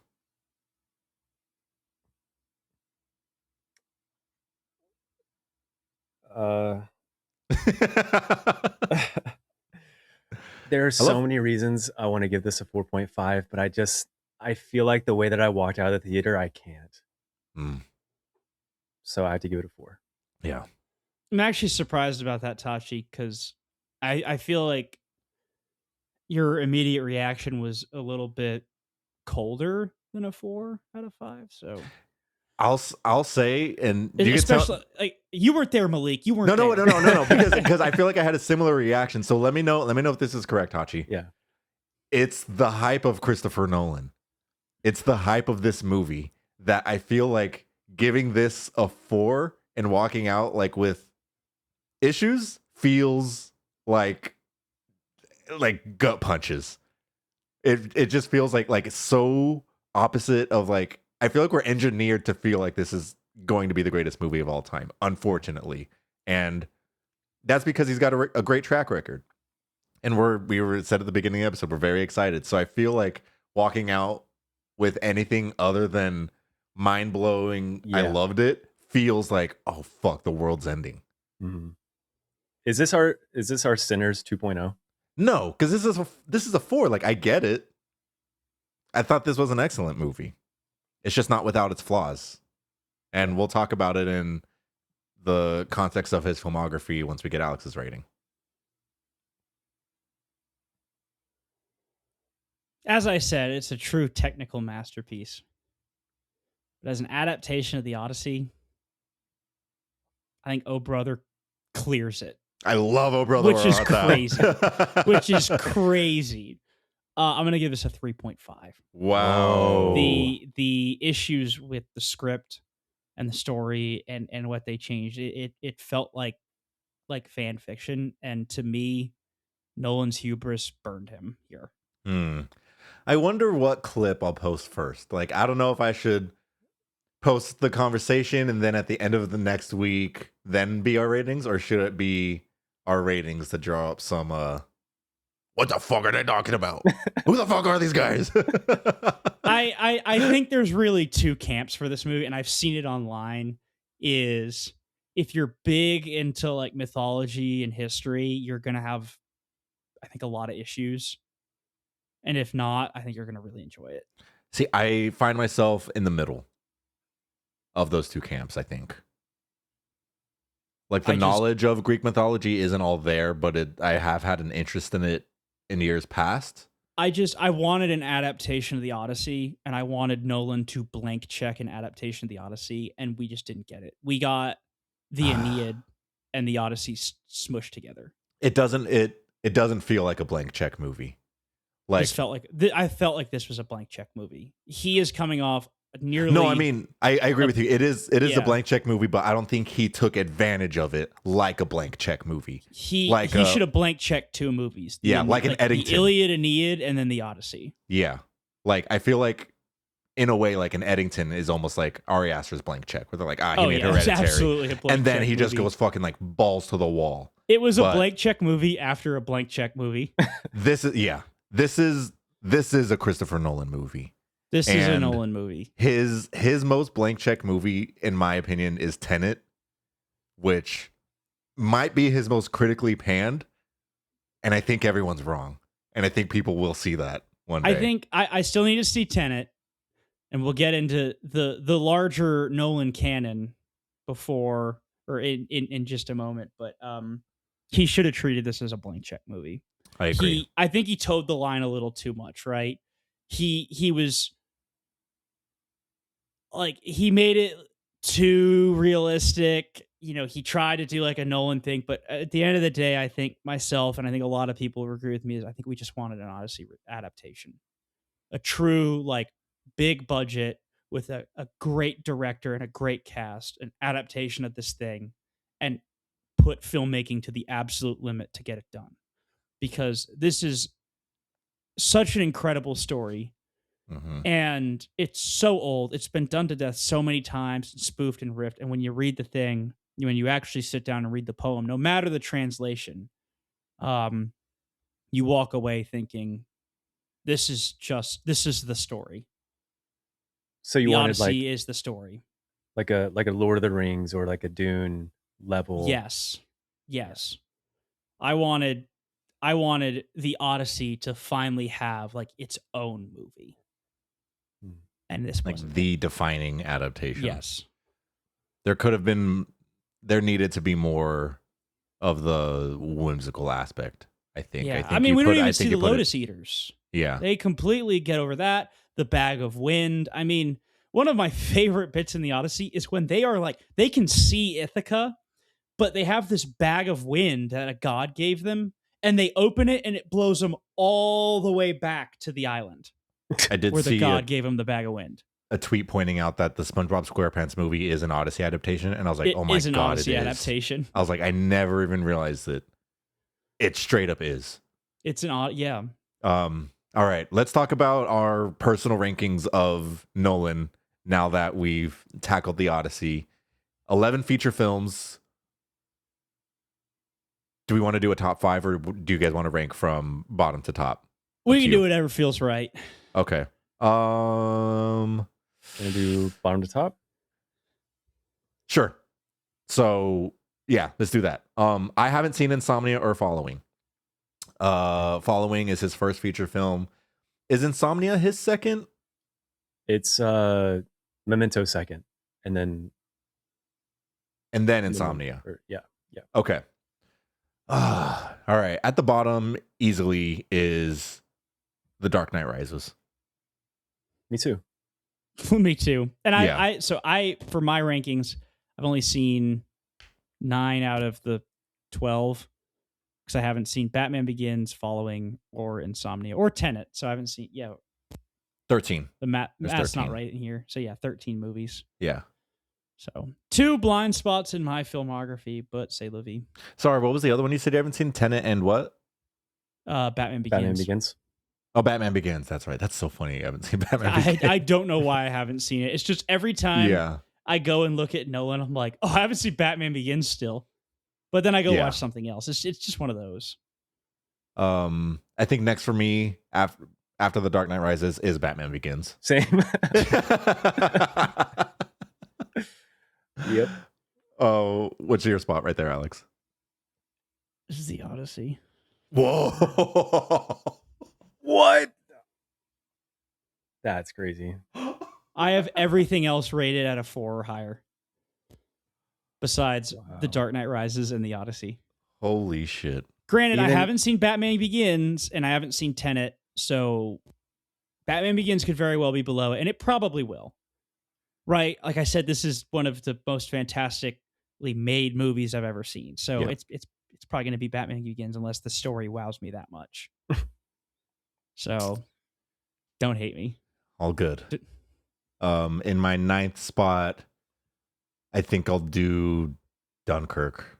Wow, me too. Again, Okay. It's the one I've rewatched the least because I've only seen it once. So I think it would have been cool. I didn't feel like I needed to do a rewatch of his filmography leading up to this episode. I think I did want to watch Insomnia and Following and Dunkirk just because that's what I've rewatched the least. But one day I'll rewatch Dunkirk and I don't know if it'll change. I had Dunkirk in that spot as well. Okay. Next spot. This is where it gets a little bit hard. yes. What are we in? This is number 8? Number 8. Okay. Fuck. I've got mine if you want me to go. Go ahead. This is TBD, or I guess this will be flexible. I think 1 through 8 will be flexible. And I'm going to start with Tenet because that first theater experience was so strange. Just not being able to hear like any dialogue. So I want to rewatch it though. I Yeah. really do. I think it's such a fun concept. I don't know. We'll see. Alex, what's your spot here? Inception. Huh. But I'm also 2 like ahead of you at this point. Okay. Yeah. I watched, I mean, I haven't seen Inception in probably over a decade. So a lot of these like I've only seen like some of these once. Yeah. And I think you'd like it more on a rewatch. I think I would love it way more on a rewatch. So It's a great heist movie. I do think it would go higher. I think this is the number 8 spot, right? I think I'm doing The Odyssey. Okay. Looking at everything else, I know how I feel. It's fair. All right, number 7. Yep. Memento. Same. Okay, that felt right. we're in my top 5 at this point, but it's Memento Okay, top 5. is the 5th. Really solid. Memento is solid. I really love this movie. I would love to see Christopher Nolan go back and do something like this again. Something Loved Memento. a bit more I have grounded. Memento at a 4. Everything from this point on is like a 4.5. Yeah. Or above. I loved Memento. Number 6, The Prestige for me. I've been wanting to show Cam this movie, and she's like, "I don't want to watch it." I'm like, "You're gonna watch it. Why not? This is a great movie." I don't know. Sometimes she just doesn't want to watch certain movies. Whenever it's like sorry to dox you, Cam. Whenever it's like a movie pre 2010, we'll watch older movies. But sometimes she wants to see trailers for movies that I'm trying to show her, so that way she can suss it out. But trailers pre 2010 guys were not good. They're so goofy. No, they're terrible. Yeah, I showed her the Oh Brother Where Art Thou trailer, and I was like, she's like, "I'm not watching that shit." And I was like, "I get it. That was a really bad trailer, but I swear it's good." Same with The Prestige. Prestige is literally in a world. Crazy. Number 6 for me is The Odyssey. Okay. Number 4, Alex, for you. Should I just not go until we catch up to top 4? Okay, yeah, let me do my number 5. What did I just do? Memento? I did Memento at 7, Prestige at 6.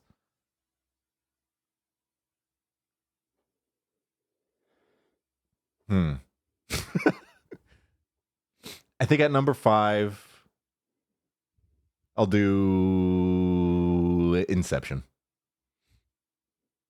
Yeah. Number 5 for me is The Prestige. Okay. Number 4 for me is Tenet. It's pretty high. It is high. I'm one of few, but Tenet I did not enjoy the first time I watched it. I agree with everyone there.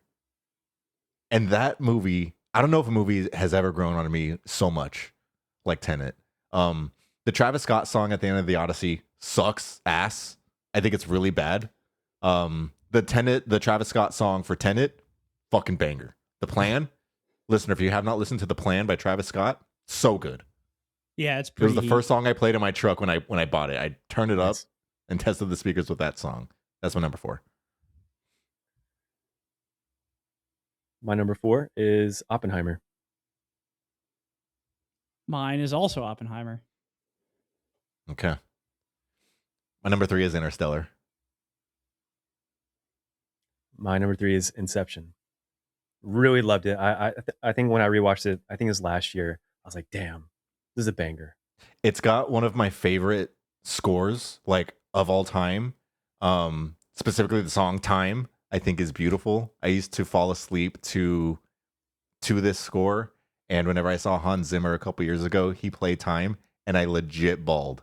Like, I cried twice during that concert. It was during The Lion King, the song of Simba chasing Mufasa through the clouds, when he's like, remember. He played that, bawled my eyes out. And then during Time, which is how quiet the crowd, oh, so good. Number 3, Alex? Dark Knight.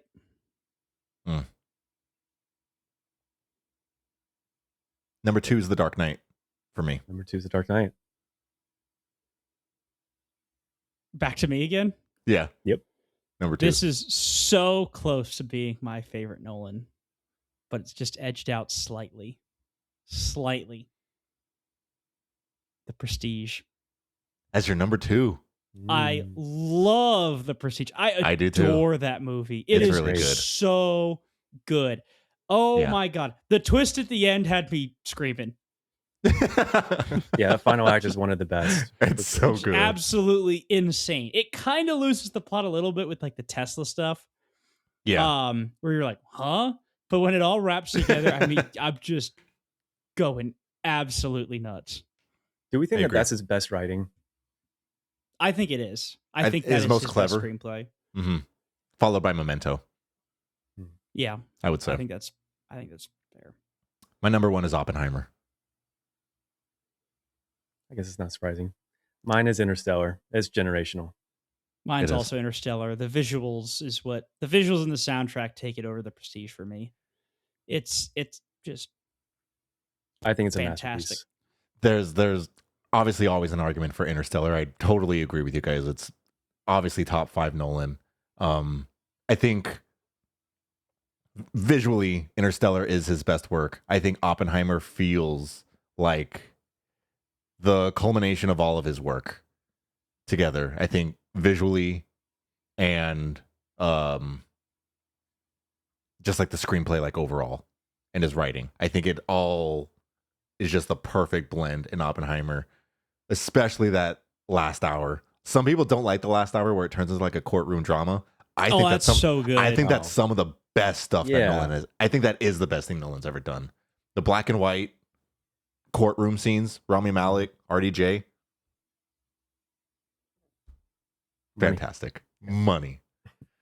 Oh man, what an episode! This is a doozy. I'm tired. I'm tired so too. I'm hungry. sore. I think This was our Odyssey. I think all podcasts who do an episode on the Odyssey are probably clearing 2 hours. This might be now our longest episode. I believe it is. We've got a couple that are over 2 hours, but this might be the one where it's just one movie and talking about it the longest. But anything else from you guys before we wrap it up today?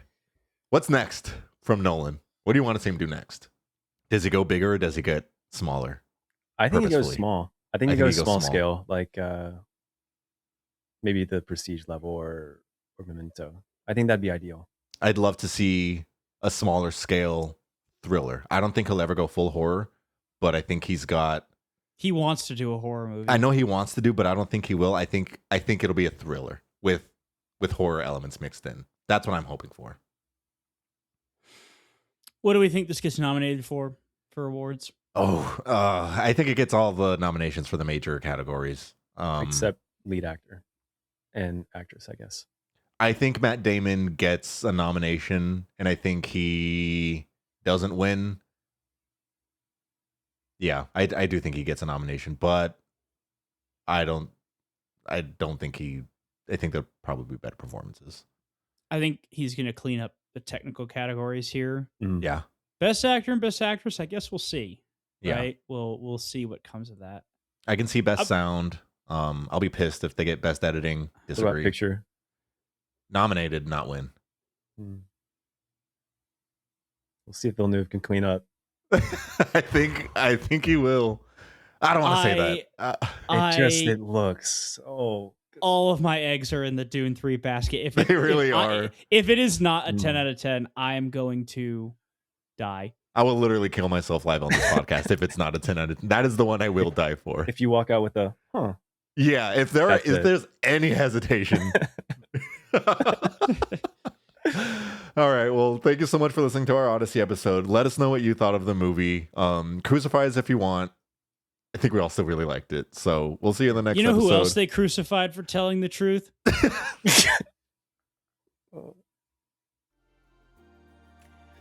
Who? We'll see you guys in the next episode. Peace. Bye.